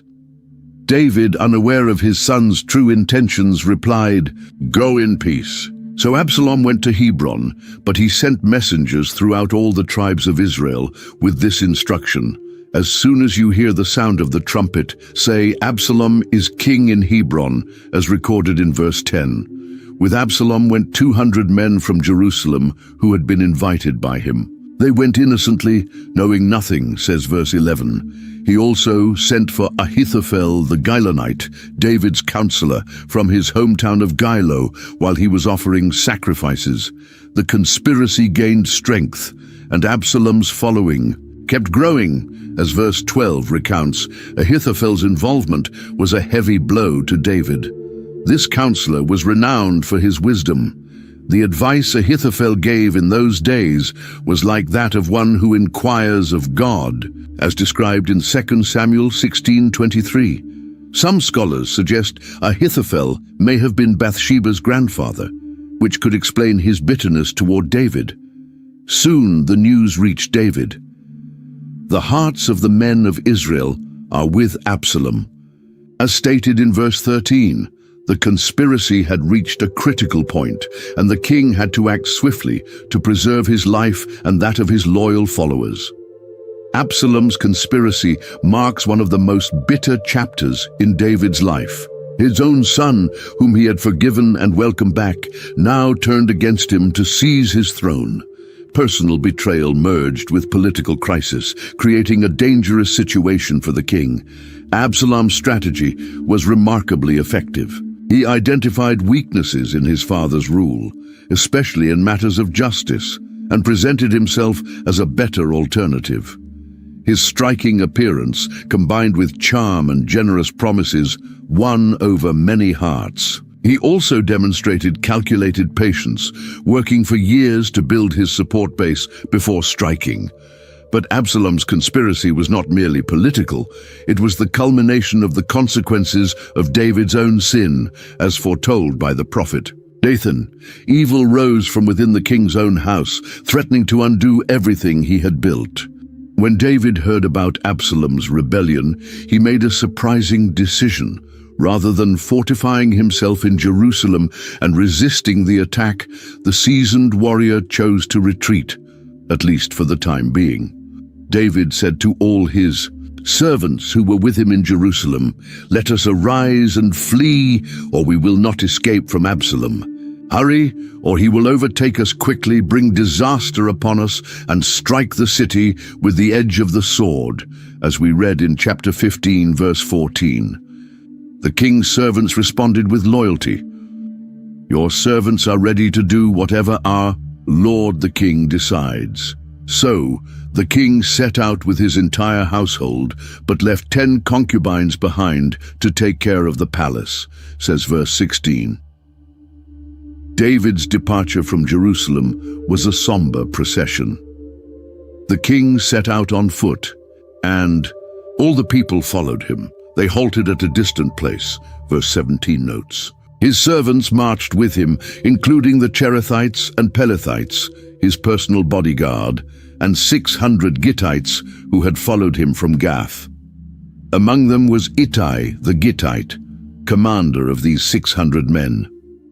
Concerned for his well-being, David told him, "Why should you come along with us? Go back and stay with the king, for you are a foreigner and an exile from your homeland. You came only yesterday. Should I now make you wander with us? Go back and take your brothers with you. May mercy and truth be with you," as we read in verses 19 and 20. But Ittai responded with extraordinary loyalty. "As surely as the Lord lives, and as my lord the king lives, wherever my lord the king may be, whether it means life or death, there your servant will be," verse 21 declares. Moved by this devotion, David allowed Ittai and his men to go with him. All the people were weeping loudly as the king passed by. He crossed the Kidron Valley, and all the people moved on toward the wilderness. Verse 23 says, "The priests Zadok and Abiathar were also there, carrying the Ark of the Covenant. But David commanded, 'Take the Ark of God back into the city. If I find favor in the Lord's eyes, he will bring me back and let me see it in his dwelling place again. But if he says, I am not pleased with you, then I am ready. Let him do to me whatever seems good to him,' as found in verses 25 and 26. David also saw a strategic opportunity to keep informants in the city. He said to Zadok, 'Aren't you a seer? Return to the city in peace, you and your son Ahimaaz, and Jonathan son of Abiathar. I'll wait at the fords in the wilderness until word comes from you to inform me,' as noted in verses 27 and 28. So the ark and the priests returned to Jerusalem. David continued up the Mount of Olives, weeping as he went, his head covered, and barefoot. All the people with him covered their heads and wept as they went up, as verse 30 describes. When David learned that Ahithophel was among the conspirators with Absalom, he prayed, "O Lord, turn Ahithophel's counsel into foolishness." At the summit, where people used to worship God, David was met by Hushai the Archite, with his robe torn and dust on his head, mourning the dire situation. Seeing another opportunity, David said to Hushai, "If you go with me, you'll be a burden to me. But if you return to the city and say to Absalom, 'Your Majesty, I will be your servant. I was your father's servant in the past, but now I will be your servant,' then you can help me by frustrating Ahithophel's advice," as we read in verses 33 and 34. David explained that the priests Zadok and Abiathar would be there, and that Hushai could send him information through their sons. So Hushai, David's friend, returned to Jerusalem just as Absalom was entering the city, concludes verse 37. David's flight from Jerusalem represents a moment of deep humiliation. The man who had once conquered the city and made it his capital was now abandoning it, fleeing from his own son. He walked barefoot, weeping, with his head covered in mourning, a dramatic contrast to the victorious David of earlier years. Even in the midst of crisis, David's wisdom as a leader and strategist became evident. He chose not to engage in an urban battle that could destroy Jerusalem and kill many innocent people.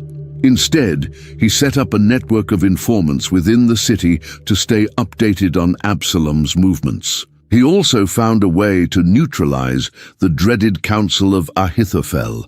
David's flight also revealed who his true friends were. Some, like Ittai, showed extraordinary loyalty, while others, like Ahithophel, betrayed him. This painful separation between the wheat and the chaff allowed David to know who he could truly rely on in a time of crisis.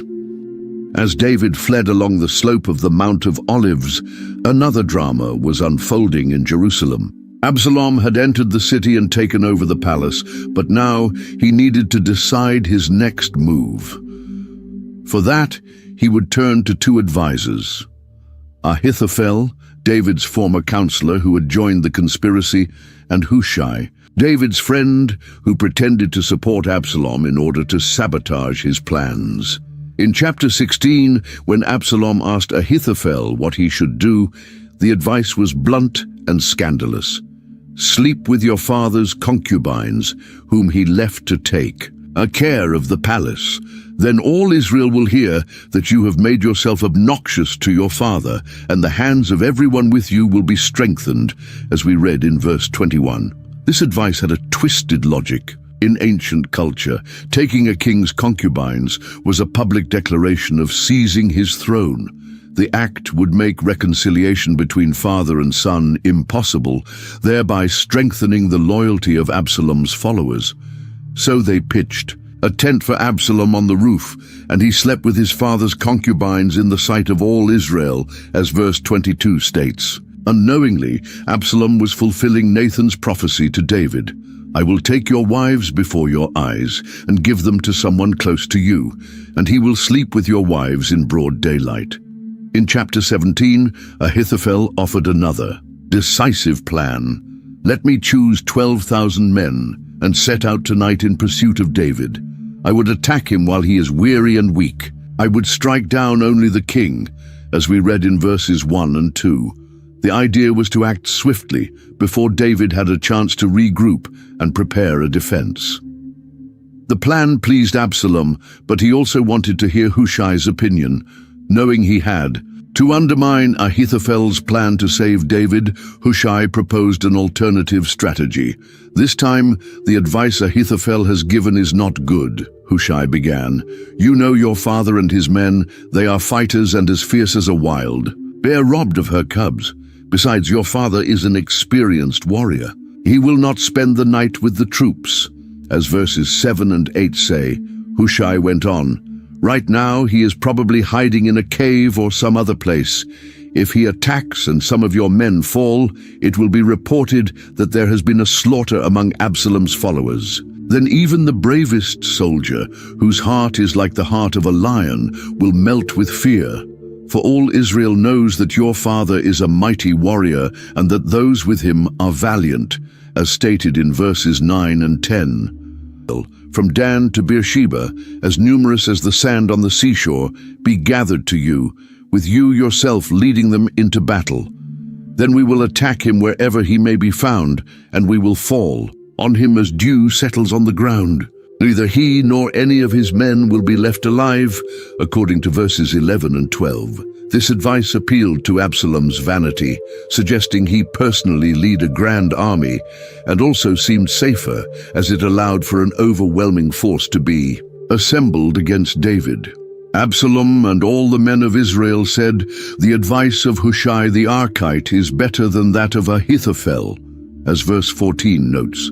The text adds, for the Lord had determined to frustrate the good advice of Ahithophel in order to bring disaster on Absalom. Hushai immediately informed the priests Zadok and Abiathar of what had happened.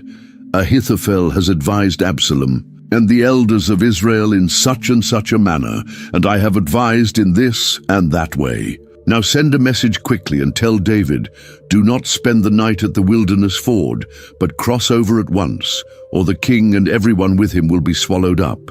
As we read in verses 15 and 16, Jonathan and Ahimaaz, the priests, sons were waiting at the En Rogel spring on the outskirts of Jerusalem to carry the message to David.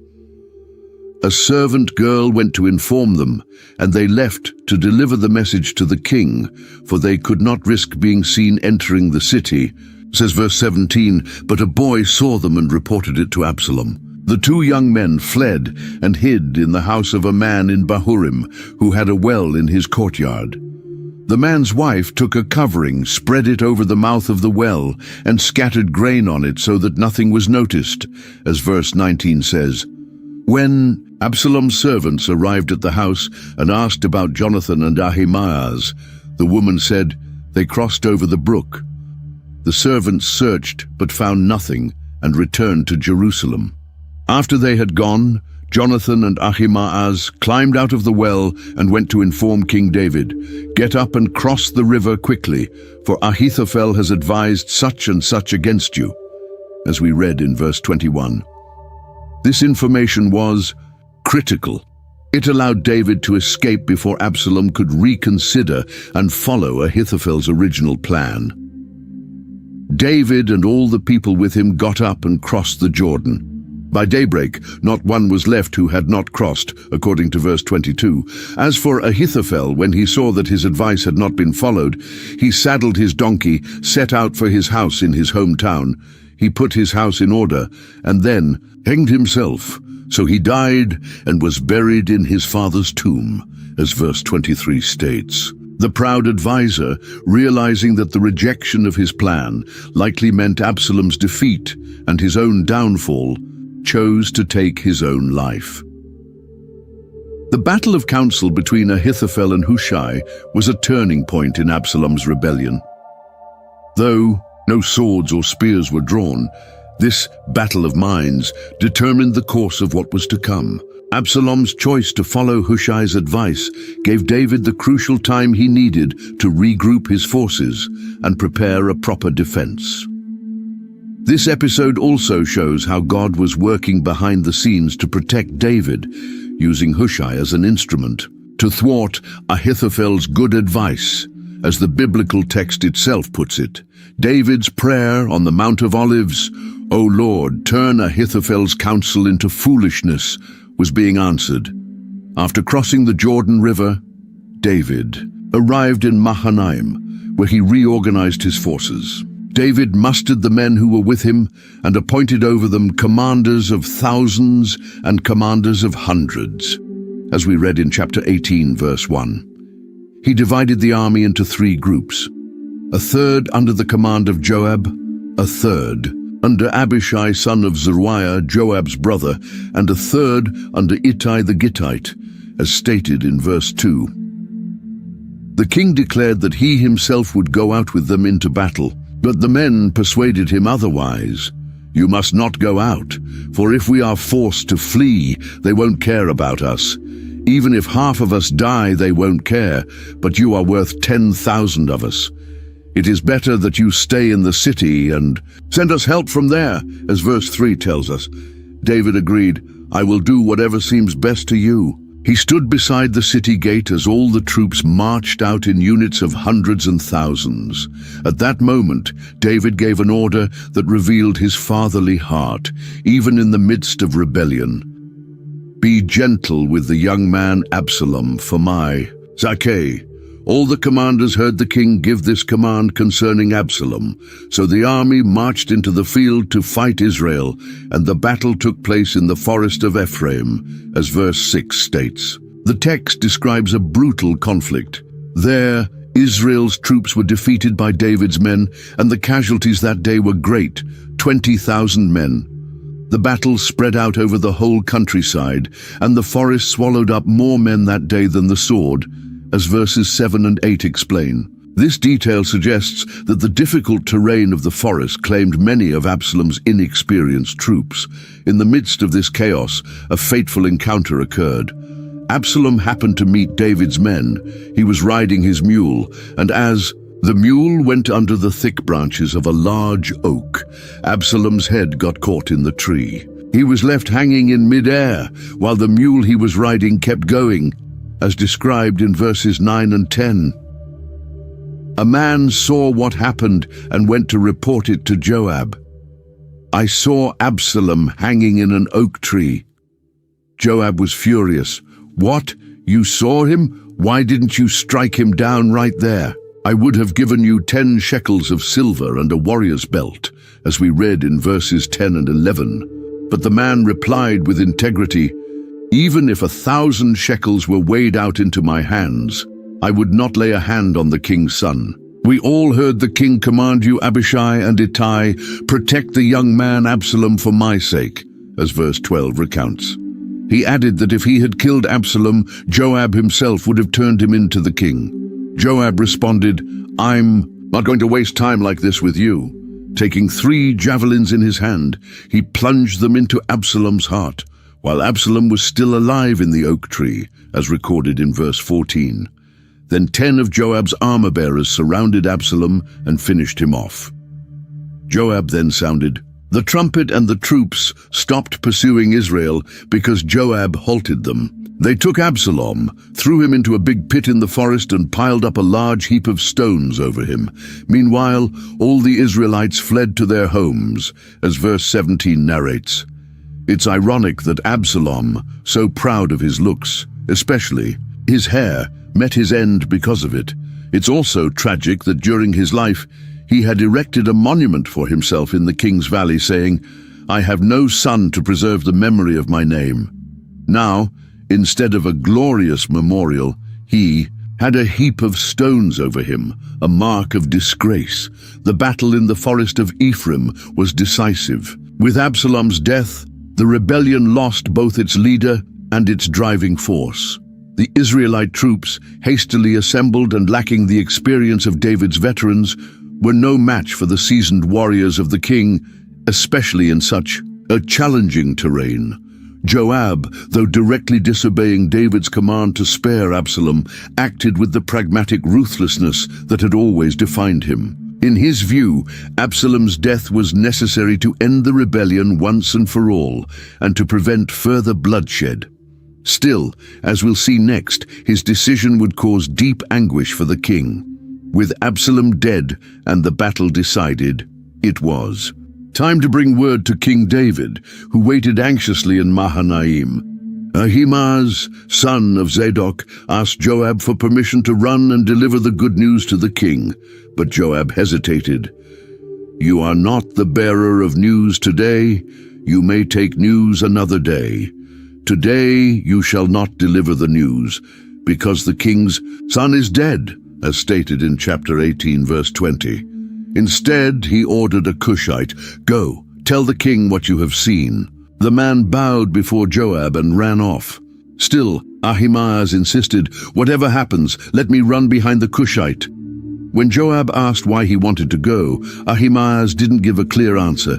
He simply repeated his desire to run. At last, Joab relented. Run! So Ahimaaz took the plain route and outran the Cushite. David was sitting between the 2 city gates. The watchman on the roof above the gate looked out and saw a man running alone, as verse 24 recounts. He called out and reported it to the king. If he's alone, he must be bringing news, David said.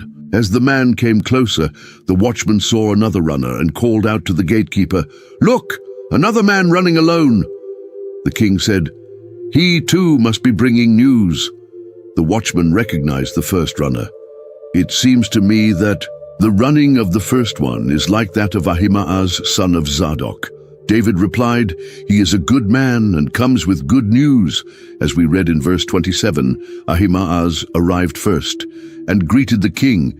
Peace. He bowed with his face to the ground and said, Blessed be the Lord your God, who has delivered up the men who raised their hand against my lord the king, as it says in verse 28. David asked anxiously, Is the young man Absalom safe? Ahimaaz answered evasively, I saw a great commotion when Joab sent the king's servant and me, your servant, but I do not know what it was about, as we read in verse 29. It seems that Ahimaaz knew of Absalom's death but did not want to be the one to bring the news to the king. David told Ahimaaz to stand aside, and just then the Cushite arrived and said, "Good news for my lord the king. The Lord has avenged you today of all who rose up against you," as it says in verse 31. Once again, David asked, "Is the young man Absalom safe?" This time, the Cushite answered directly, "May the enemies of my lord the king and all who rise up against you to do harm be like that young man," as it says in verse 32. This indirect response confirmed Absalom's death. David's reaction was one of deep anguish. The king was deeply moved and went up to the chamber over the gate and wept. And as he walked, he cried, "Oh, my son Absalom, my son Absalom, if only I had died in your place. O Absalom, my son," as verse 33 recounts. News of the king's grief spread through the troops. Joab was told, "The king is weeping and mourning for Absalom," as we read in chapter 19, verse 1. What should have been a day of victory for David's army turned into a day of mourning. The victory that day was turned into mourning for all the people, because on that day they were told, "The king is grieving for his son," as verse 2 says. The people entered the city stealthily, as people who are ashamed steal away, when they flee in battle, as we read in verse 3. Meanwhile, the king covered his face and cried out with a loud voice, "O my son Absalom! O Absalom, my son, my son!" Joab, seeing how the king's reaction was affecting troop morale, went to confront him. "Today you have shamed all your servants, those who saved your life and the lives of your sons and daughters, your wives and concubines, by loving those who hate you and hating those who love you. You have made it clear today that commanders and soldiers mean nothing to you," as verses 5 and 6 state. Joab continued with a harsh warning. "I see that if Absalom were alive today and all of us were dead, it would have pleased you well. Now go out and speak encouragingly to your men. I swear by the Lord that if you don't go out, not a man will remain with you tonight. This will be worse for you than all the calamities that have come on you from your youth till now," as we read in verses 7 and 8. Faced with this reality, David rose and sat in the gate. When the people were told the king was sitting at the gate, they all came before him, as verse 8 says. The immediate crisis was resolved, but David's sorrow over the loss of his son would never fade. Absalom's death and David's reaction reveal the personal and familial depth of the tragedy. Beyond the political rebellion and the military battle, this was the story of a father who lost a son he loved, despite all his son's faults. David's lament, "If only I had died in your place, Absalom, my son," expresses not just sorrow, but also guilt and regret. David likely reflected on how his own failures as a father and a man contributed to the tragedy. His sin with Bathsheba, his failure to discipline Amnon after the rape of Tamar, and his prolonged estrangement from Absalom after his exile, all these events paved the way to this devastating outcome. Absalom's death marked the end of the rebellion, but not the end of the consequences of David's sin. As Nathan had prophesied, the sword would never depart from his house, and more conflicts would arise throughout his reign. Absalom's story remains a powerful reminder of how a chain of unresolved sins and resentments can lead to devastating consequences for families and entire nations. Though Absalom's death ended the rebellion, it created a new crisis. The people of Israel were divided and uncertain. In chapter 19, we see David beginning to take steps to restore his reign and return to the capital. All the people throughout the tribes of Israel were arguing among themselves, saying, "The king rescued us from the hand of our enemies and saved us from the hand of the Philistines. But now he has fled the land because of Absalom. Absalom, whom we anointed to rule over us, has died in battle. So why are we not talking about bringing the king back?" Would be as we read in verses 9 and 10. Noticing the people's hesitation, David sent a message to the priests Zadok and Abiathar. "Say to the elders of Judah, why should you be the last to bring the king back to his house? The word of all, Israel has reached the king. You are my relatives, my own flesh and blood, so why should you be the last to bring back the king?" As verses 11 and 12 say. David also made a special gesture toward Amasa, who had been the commander of Absalom's army. "Say to Amasa, are you not my flesh and blood? May God deal with me, be it ever so severely, if you are not the commander of my army for life in place of Joab," as we read in verse 13. This was a strategic move to win over Absalom's former supporters and also to sideline Joab, who had killed Absalom against David's orders. The plan worked. He won over the hearts of all the men of Judah as though they were one man. They sent word to the king, "Return, you and all your men," as verse 14 says. The king began his journey back, reaching the Jordan River. The men of Judah went to Gilgal to meet him and help him cross. Shimei, son of Gera, the Benjaminite who had cursed David as he fled Jerusalem, hurried down with the men of Judah to meet the king. He brought with him 1,000 men from Benjamin, along with Ziba, the steward of Saul's house, and Ziba's 15 sons and 20 servants. They all crossed the Jordan ahead of the king to assist in bringing the royal household over. As David was crossing over, Shimei fell before him and pleaded, "May my lord not hold me guilty, or remember the wrong your servant did on the day my lord the king left Jerusalem. May the king not take it to heart, for your servant knows that he sinned. That is why I have come today, the first from the whole house of Joseph, to meet my lord the king," as we read in verses 19 and 20. Abishai, son of Zeruiah and brother of Joab, wanted to kill Shimei. "Shouldn't Shimei be put to death for cursing the Lord's anointed?" he asked. But David replied, "What do you and I have in common, you sons of Zeruiah, that you should become my adversaries today? Should anyone be put to death in Israel today, don't I know that today I am king over Israel?" as seen in verses 21 and 22. And David swore to Shimei that he would not kill him. Mephibosheth, Saul's grandson, also came down to meet the king. He had not taken care of his feet, trimmed his beard, or washed his clothes from the day the king left until the day he returned in peace. When David asked why he hadn't come with him, Mephibosheth replied, "My lord the king, my servant deceived me. I said, 'I will saddle a donkey so I can ride it and go with the king, for your servant is lame.' But he has slandered your servant to my lord the king." As stated in verses 26 and 27, Mephibosheth was referring to Ziba, who had told David that Mephibosheth hoped to reclaim his grandfather's kingdom amid the turmoil. In haste and without thorough investigation, David had given Ziba all of Mephibosheth's possessions.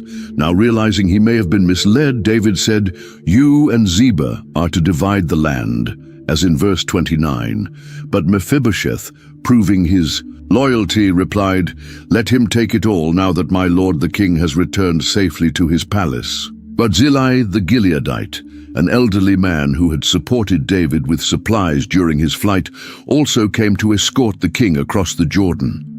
Out of gratitude, David invited him, "Come over with me and stay in Jerusalem, and I will take care of you." But Barzillai, now 80 years old, declined. "How many more years will I live that I should go up with the king to Jerusalem? I am now 80. Can I tell the difference between good and bad? Can your servant enjoy food and drink? Can I still hear the voices of male and female singers? Why should your servant be a burden to my lord the king?" As we read in verses 34 and 35, instead, he suggested, "Let your servant return, that I may die in my own town near the tomb of my father and mother. But here is your servant Kimham. Let him cross over with my lord the king. Do for him whatever you wish," as verse 37 says. David agreed and took Kimham with him, promising to do for him whatever Barzillai desired. When the king crossed the Jordan, he kissed Barzillai and blessed him, and the old man returned to his home. Then a dispute arose. The men of Israel asked the men of Judah, Why did our brothers, the men of Judah, secretly take the king and his household across the Jordan, along with all his men? As in verse 41. The men of Judah replied, because the king is closely related to us. Why are you angry? Have we eaten at the king's expense? Has he given us any gifts? But the men of Israel responded, we have 10 shares in the king. So, we have more claim on David than you. Why did you treat us with contempt? Were we not the first to speak of bringing back our king? As in verse 43. The heated exchange showed that though David was returning to the throne, the divisions among Israel's tribes remained deeply rooted. Despite these tensions, David managed to return to Jerusalem and reclaim his throne. On this journey, he showed both strength and mercy, pardoning enemies like Shimei, resolving disputes such as the one between Mephibosheth and Ziba, and honoring loyal friends like Barzillai. These qualities helped restore his authority, but the rift between the northern tribes and Judah would remain a persistent challenge. Hardly had David returned to his throne when a new threat emerged. The ongoing tensions between Israel's northern tribes and the tribe of Judah created fertile ground for yet another rebellion. In chapter 20, now a troublemaker named Sheba, son of Bichri, a Benjamite, happened to be there. He sounded the trumpet and shouted, we have no share in David, no part in Jesse's son, every man to his tent, Israel, as it says in verse 1. The reaction was swift and troubling. So, all the men of Israel deserted David to follow Sheba, son of Bichri. But the men of Judah stayed by their king all the way from the Jordan to Jerusalem, as seen in verse 2. Back in his palace, David addressed a sensitive domestic matter. The 10 concubines he had left to care for the house, whom Absalom had publicly taken, he confined them in a guarded house, providing for them but no longer going into them. They lived in seclusion till the day of their death, as if widows, according to verse 3. With that settled, David turned his attention to Sheba's revolt. He instructed Amasa, his new army commander, summon the men of Judah to come to me within 3 days, and be here yourself, as verse 4 recounts. David was fulfilling his promise to appoint Amasa in Joab's place. But Amasa went to summon Judah, but he took longer than the time the king had set for him, as we read in verse 5. Concerned by the delay, David told Abishai, now Sheba, son of Bichri, will do us more harm than Absalom did. Take your master's men and pursue him, or he will find fortified cities and escape from us, as in verse 6. So Joab's men, though officially under Abishai's command, along with the Kerethites, Pelethites, and all the mighty warriors, left Jerusalem to pursue Sheba. When they reached the great stone in Gibeon, Amasa came out to meet them. Joab was wearing his military tunic, and strapped over it at his waist was a sword in its sheath. As he stepped forward, it dropped out, as in verse 8. This seemingly minor detail would prove critical. Joab greeted Amasa. "How are you, my brother?" and took hold of Amasa's beard with his right hand to kiss him, as in verse 9. But this friendly gesture concealed deadly intent. Amasa was not on guard against the dagger in Joab's hand, and Joab plunged it into his belly, spilling his intestines to the ground. Without striking him again, Amasa died. As verse 10 tells us, Joab had murdered his cousin Amasa, just as he had previously killed Abner years earlier, eliminating yet another rival for command of the army.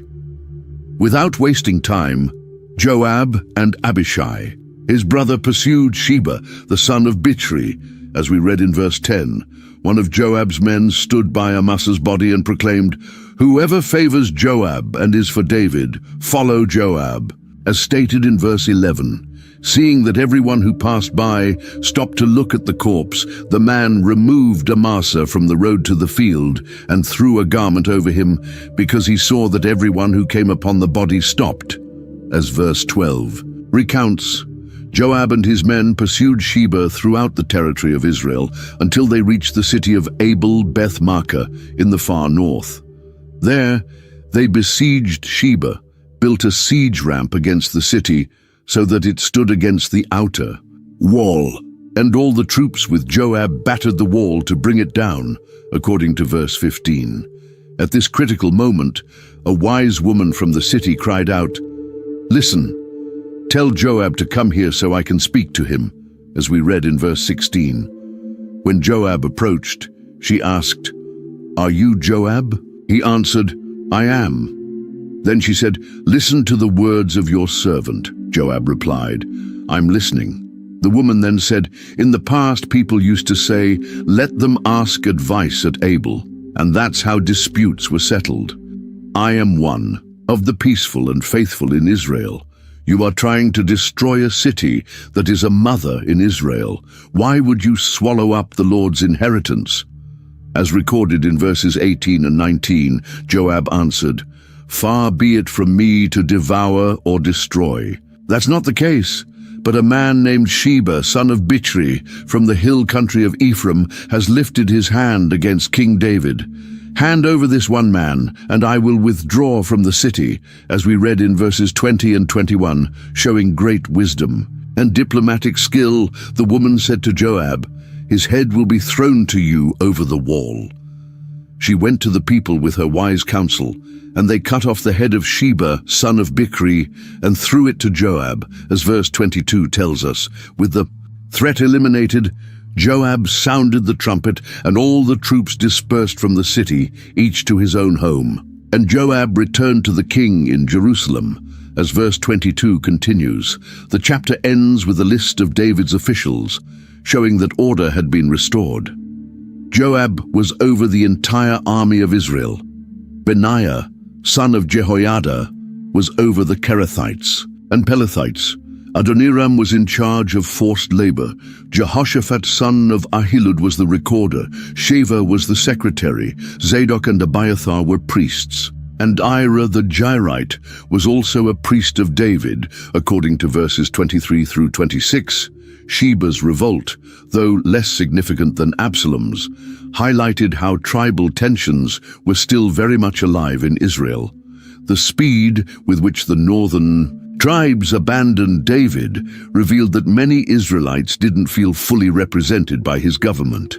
The episode also revealed the darker side of Joab, who didn't hesitate to kill Amasa to regain control of the army. At the same time, it highlighted the wisdom of an anonymous woman who, with carefully chosen words, saved her city from destruction and ended a conflict that could have sparked another civil war. Sometime later, Israel faced a severe crisis. In chapter 21, we read that there was a famine during the days of David for 3 consecutive years, so David sought the Lord, as verse 1 states. The persistence of the famine suggested that it wasn't merely a natural problem, but one that required a spiritual response. When David inquired of the Lord, he received a surprising answer.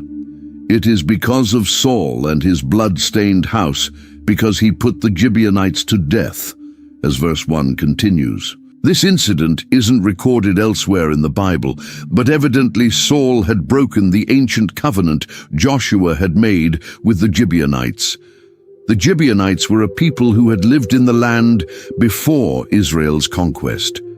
They had deceived Joshua by pretending to come from a distant land, thereby securing a peace treaty.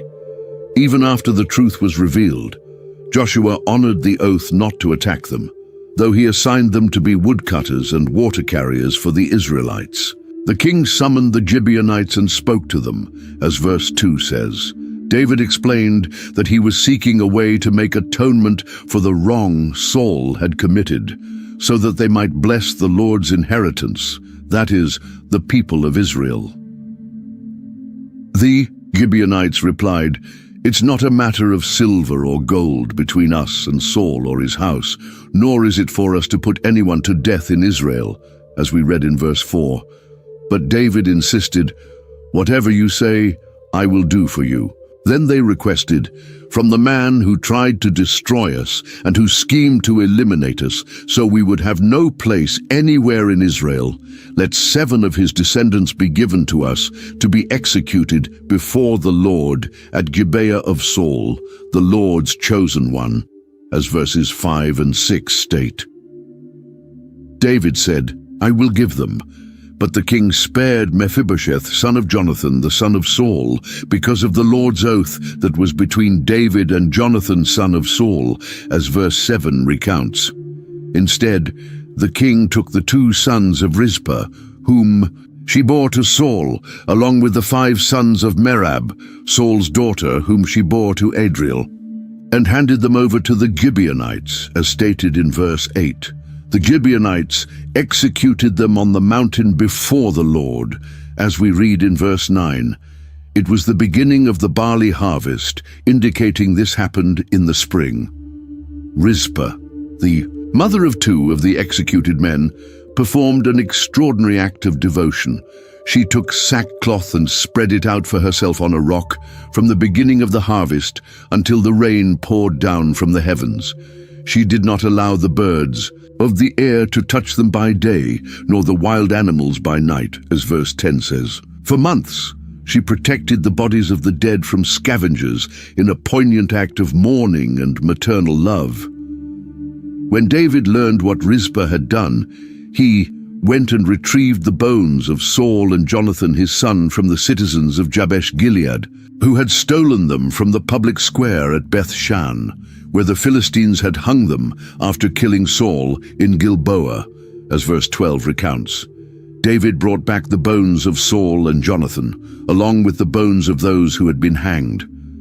They buried the bones of Saul and his son Jonathan in the land of Benjamin, at Zelah in the tomb of Kish his father, as verse 14 recounts. The text adds, "They did everything the king commanded. After that, God responded favorably to the land. The famine in Israel ended after this act of atonement, which restored the justice that had been broken by Saul's actions against the Gibeonites." This episode highlights an important biblical principle. The sins of previous generations, especially those involving broken covenants, can affect an entire nation until they are properly addressed. It also reflects David's deep respect for oaths. He honored his promise to Jonathan by sparing Mephibosheth, while also acknowledging the legitimacy of the older oath Israel had sworn to the Gibeonites. Rizpah's maternal devotion moved David deeply, prompting him to ensure a proper burial, not only for the executed men, but also for Saul and Jonathan, whose remains had not yet received a dignified interment in their homeland. This compassionate act marked the formal end of Saul's era and symbolized David's reconciliation with that painful chapter in Israel's history. Although David's reign was nearing its end, the old warrior still had to confront Israel's traditional enemies. In chapter 21, we read of 4 battles against the Philistines, with a focus on confrontations involving the giants of Gath. The Philistines again made war against Israel. David went down with his men and fought the Philistines, as verse 15 says. The text notes that David grew weary during the battle, a clear indication that the king was now advanced in age and no longer had the vigor of his youth. At this vulnerable moment, Ishbi-Benob, one of the descendants of the giants whose spearhead weighed 300 shekels of bronze and who was armed with a new sword, sought to kill David, as verse 16 tells us. The king was in grave danger, but Abishai, son of Zeruiah, came to David's aid, struck the Philistine, and killed him, according to verse 17. This incident prompted David's men to make a solemn vow, "Never again will you go out with us to battle, so that the lamp of Israel will not be extinguished." They understood that David's life was too precious to risk on the battlefield. Still, the war with the Philistines went on. After this, there was another battle with the Philistines. At Gob, Zibekai the Hushathite killed Saph, who was one of the descendants of the giants, says verse 18. Verse 19 continues, There was another battle with the Philistines at Gob, and Elhanan son of Jaare-Oregim the Bethlehemite struck down Goliath the Gittite, whose spear shaft was like a weaver's beam. This verse has sparked debate among scholars, as it seems to mention another giant named Goliath, or possibly a relative of the famous Goliath, whom David had killed in his youth. Then verse 20 recounts, "There was yet another battle at Gath, where there was a man of great stature, who had 6 fingers on each hand and 6 toes on each foot, 24 in all. He too was descended from the giants. When this warrior challenged Israel, Jonathan, son of Shimeah, David's brother, killed him," as verse 21 states. The passage concludes with verse 22. "These 4 were descendants of Rapha in Gath, and they fell at the hands of David and his men." Rapha appears to refer to a lineage of giants from Gath, known for producing exceptionally large and powerful Philistine warriors. These battles demonstrate that even toward the end of his reign, David and his men continued to defeat Israel's enemies. The victory over the giants of Gath was especially meaningful, echoing David's first great triumph over Goliath when he was just a young shepherd. We also see a clear transition in military leadership. David, the great champion of Israel, was now stepping aside for a new generation of warriors: Abishai, Sibbecai, Elhanan, and Jonathan. These men had been formed and trained under David, and they would continue to defend Israel even after he could no longer lead them into battle.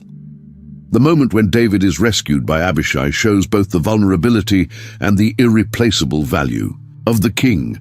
He was no longer the invincible warrior of his youth, but his importance to the nation was so great that his men could not allow him to risk his life again. As they said, he was the lamp of Israel, a guiding light that must not be extinguished. The specific mention of the defeated giants underscores a powerful message.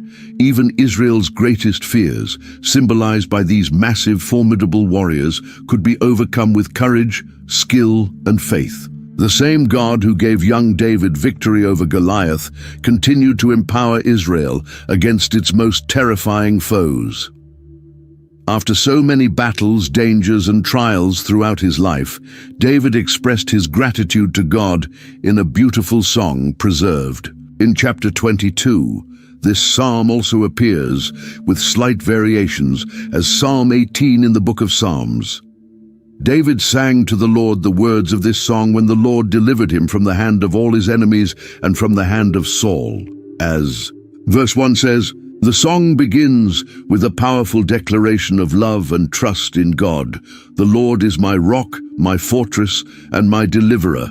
My God is my rock, in whom I take refuge, my shield, the horn of my salvation, my stronghold, my refuge and my Savior.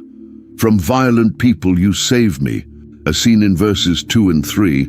David goes on to describe how he called on God in moments of danger.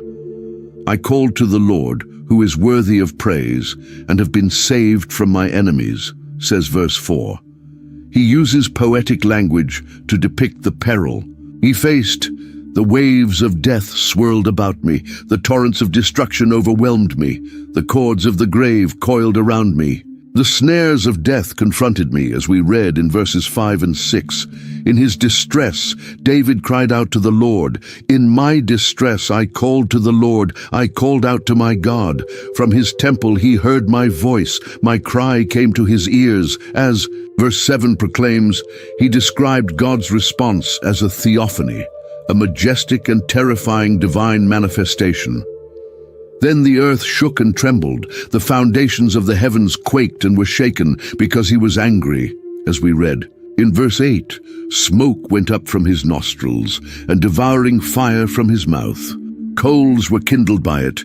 He bowed the heavens and came down, and darkness was under his feet," as verses 9 and 10 say. In the following verses, David portrayed the Lord as a divine warrior coming to his aid, riding on a cherub, thundering his voice from the heavens, shooting arrows of lightning to scatter the enemies, laying bare the depths of the sea and the foundations of the earth with his mighty breath. Then David described his own rescue. He reached down from on high and took hold of me. He drew me out of many waters. He rescued me from my powerful enemy, from those who hated me, for they were too strong for me, as verses 17 and 18 say.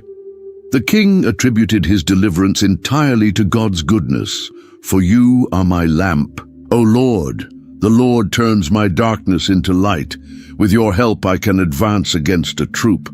With my God I can scale a wall, as we read in verses 29 and 30. David exalted the perfection of God's ways. As for God, his way is perfect. The word of the Lord is proven. He is a shield to all who take refuge in him. For who is God except the Lord? And who is a rock except our God? As verses 31 and 32 state. The king acknowledged that his strength came from God. It is God who arms me with strength and makes my way perfect. He makes my feet like the feet of a deer and sets me securely on the heights, as we read in verses 33 and 34. He trains my hands for battle.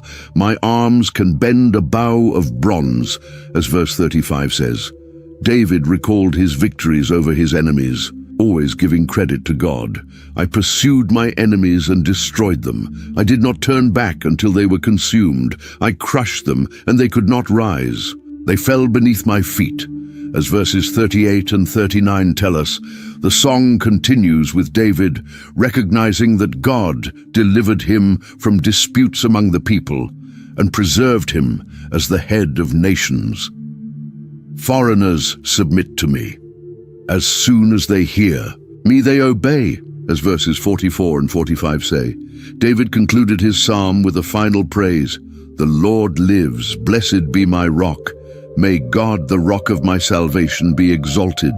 It is God who avenges me and brings nations under me, as we read in verses 47 and 48. Therefore I will praise you, O Lord, among the nations. I will sing praises to your name. He gives great victories to his king and shows steadfast love to his anointed, to David and his descendants forever, as verses 50 and 51 affirm. This song of gratitude reveals David's heart as a worshipper. After a life full of highs and lows, he did not boast in his own achievements, but recognized God as the source of all his victories.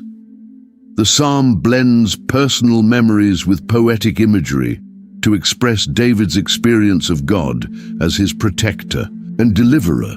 The military imagery in the psalm, shield, fortress, bronze bow, defeated enemies, reflects David's life as a warrior. But he transformed these experiences into spiritual metaphors, showing that his physical battles had a spiritual dimension. In every conflict, he saw the hand of God working to protect him and give him victory.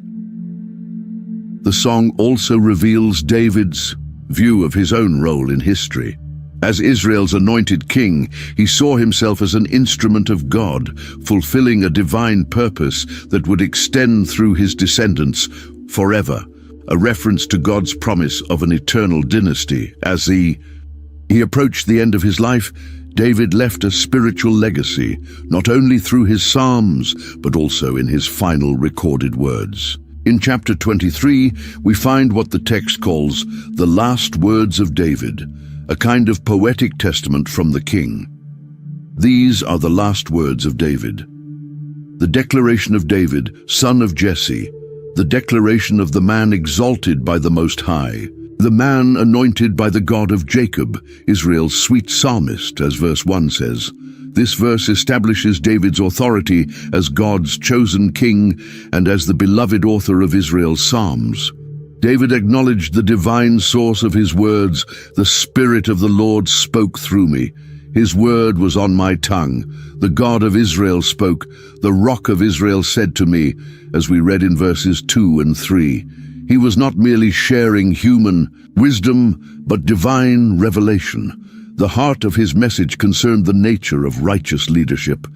He who rules over people justly, who rules in the fear of God, is like the morning light when the sun rises, a morning without clouds, like the brightness after rain that brings grass from the earth, as verses 3 and 4 express. David set the ideal standard for leadership, a rule marked by justice and reverence for God, bringing light and life like sunshine after the rain. He then reflected on his own household and the covenant God had made with him. Though my house is not such with God, yet he has made with me an everlasting covenant, ordered and secured in every part. Will he not bring to fruition my salvation and grant me every desire? As we read in verse 5, even acknowledging the imperfections in his family, David clung to God's promise of an eternal dynasty. In contrast to righteous rulers, David described the fate of the wicked. But the worthless are all like thorns that are thrown away, for they cannot be picked up with the hand. Whoever touches them must be armed with iron and the shaft of a spear. They are completely burned where they lie, as verses 6 and 7 declare. This vivid image reveals the judgment awaiting those who reject God's just rule. After these poetic words, chapter 23 continues with a list of David's mighty men, a record of the king's most distinguished warriors. This list begins with the three, namely Josheb-Basshebeth, Eleazar, and Shammah, whose extraordinary deeds are described in detail. One particularly touching episode involves a simple longing expressed by David that turned into an act of remarkable bravery. David was in the stronghold and he longed for water. He said, "Oh, that someone would get me a drink of water from the well near the gate of Bethlehem." And then, as we read in verse 15, it was nothing more than a nostalgic sigh, not a command. Yet the three mighty warriors broke through the Philistine lines, drew water from the well near the gate of Bethlehem, and brought it back to David. As verse 16 tells us, they risked their lives just to satisfy the king's wistful desire. David's response revealed his character, but he refused to drink it. Instead, he poured it out before the Lord. "Far be it from me, Lord, to do this," he said. "Is it not the blood of men who went at the risk of their lives?" Then David would not drink it, as recorded in verses 16 and 17. To David, the water was too precious to consume. It symbolized the blood of those who had risked their lives, and so he offered it as a libation to the Lord. The chapter goes on to describe the exploits of other mighty warriors, including Abishai, Joab's brother, who raised his spear against 300 men whom he killed, and so he became as famous as the three, as noted in verse 18, and Benaiah, son of Jehoiada, who struck down 2 of Moab's best men. He also went down into a pit on a snowy day and killed a lion, according to verse 20. He also struck down a huge Egyptian. Although the Egyptian had a spear in his hand, Benaiah went against him with a club. He snatched the spear from the Egyptian's hand and killed him with his own spear, as we read in verse 21. In total, the list includes 37 mighty men, concluding with Uriah the Hittite. There were 37 in all, as verse 39 records. The inclusion of Uriah, the husband of Bathsheba whom David had killed, is a solemn reminder of David's moral failures amidst his great achievements. David's final words, along with the list of his mighty men, serve as a kind of testament to his life as king. His words reflect his vision of just leadership, his faith in the divine covenant, and his certainty about judgment upon evil. The list of mighty men demonstrates how he inspired fierce loyalty in extraordinary individuals who performed heroic deeds on his behalf and for Israel. The end of David's reign was marked by one last tragic episode, a mistake with devastating consequences. In chapter 24, the anger of the Lord burned against Israel, and he incited David against them, saying, "Go and take a census of Israel and Judah," as we read in verse 1. This verse is striking, as it suggests that God incited David to do something that would later be considered sinful. In First Chronicles 21:1, the same event is attributed to Satan. One way to reconcile this is to see that God allowed Satan to tempt David, or that God used the pride already in David's heart to bring about an action that would expose that sin. The king said to Joab, the army commander with him, "Go throughout the tribes of Israel from Dan to Beersheba, and enroll the fighting men, so that I may know how many there are." As verse 2 tells us, this desire to count the people seemed to stem from pride or a reliance on numbers rather than on God. Joab questioned the decision. "May the Lord your God multiply the troops 100 times over, and may the eyes of my lord the king see it. But why does my lord the king want to do such a thing?" as we read in verse 3. Even Joab, not known for spiritual insight, recognized something was wrong. But the king's word, however, overruled Joab and the army commanders, as verse 4 says. So Joab and the army officers left the king's presence to enroll the fighting men of Israel. The operation was extensive, spanning all of Israel. They crossed the Jordan and camped near Aroer, south of the town in the gorge, and then went through Gad and on to Jazer, as in verse 5. From there they moved through Gilead, the land of Tahtim Hodshi, to Dan, and the region around Sidon. They passed through the fortress of Tyre and all, the towns of the Hivites and Canaanites, and eventually reached the southernmost part of Judah at Beersheba. After they had gone through the entire land, they came back to Jerusalem at the end of 9 months and 20 days, according to verse 8. Joab then reported the results to the king.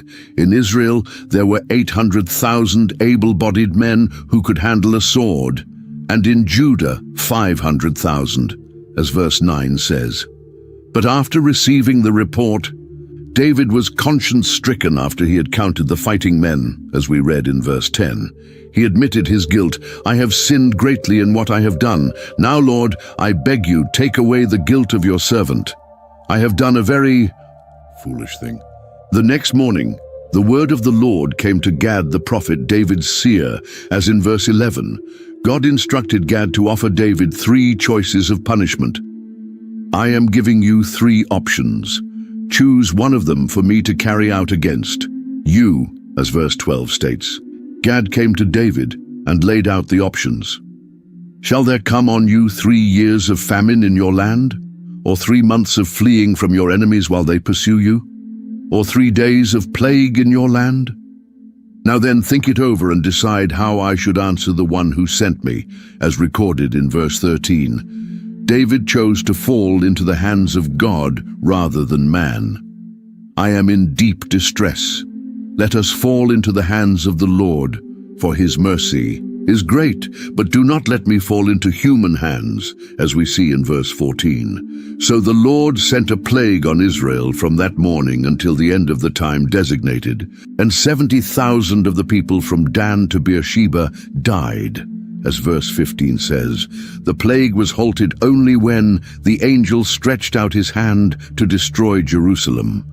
But the Lord relented concerning the disaster and said to the angel who was afflicting the people, "Enough, withdraw your hand," as we read in verse 16. At that moment, the angel was standing at the threshing floor of Araunah the Jebusite. David saw the angel and prayed, "I have sinned. May the shepherd have done wrong. These sheep, what have they done? Let your hand fall on me and my family," as we read in verse 17. He personally took responsibility for the suffering of the people. That same day, Gad came to David and said, "Go up and build an altar to the Lord on the threshing floor of Araunah the Jebusite." And as it says in verse 18, this divine command would pave the way for the atonement of sin and the end of the plague. David's census illustrates how even a man after God's own heart could fall into the sin of pride and self-reliance.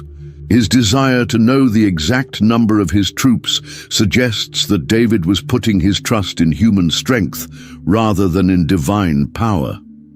God's response through the plague was severe, but it had a disciplinary purpose. He wanted to show David and Israel that the nation's security did not lie in the size of its army, but in the Lord's faithfulness and protection.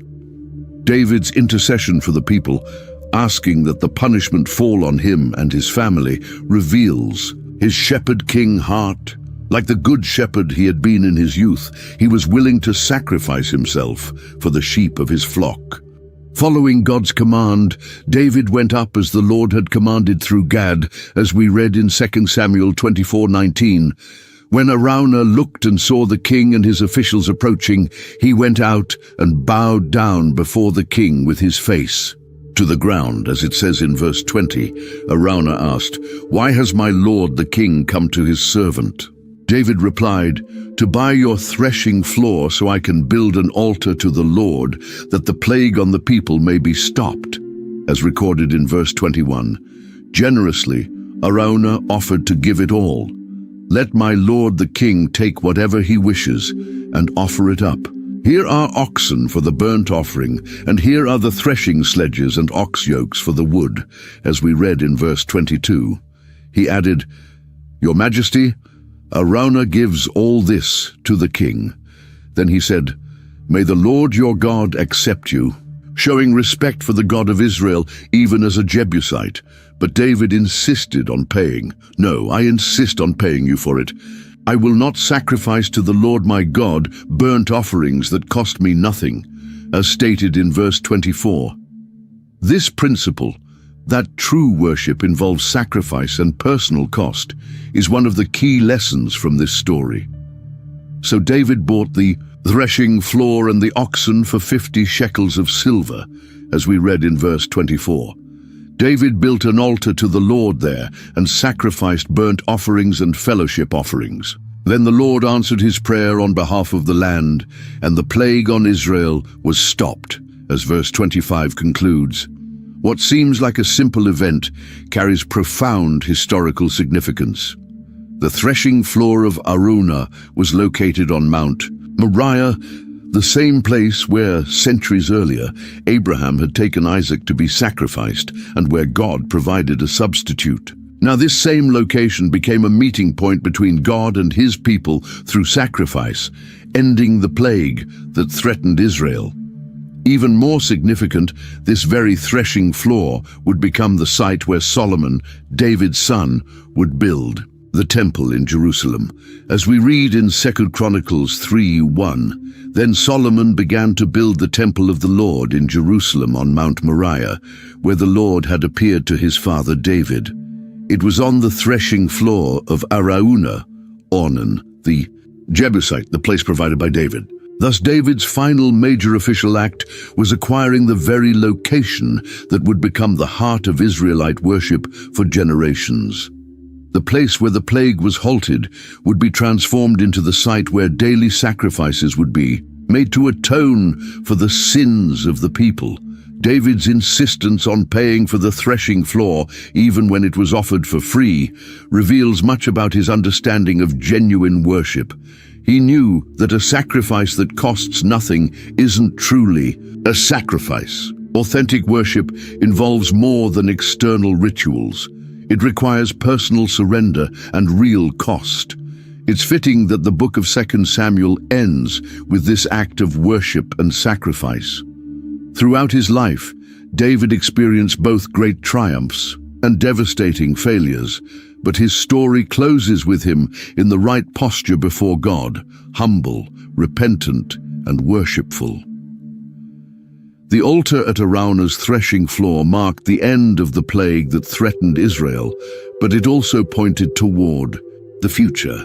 The place David purchased would become the center of Israel's worship, and in a broader sense, it foreshadowed a greater sacrifice that would one day remove the barrier between God and humanity once and for all.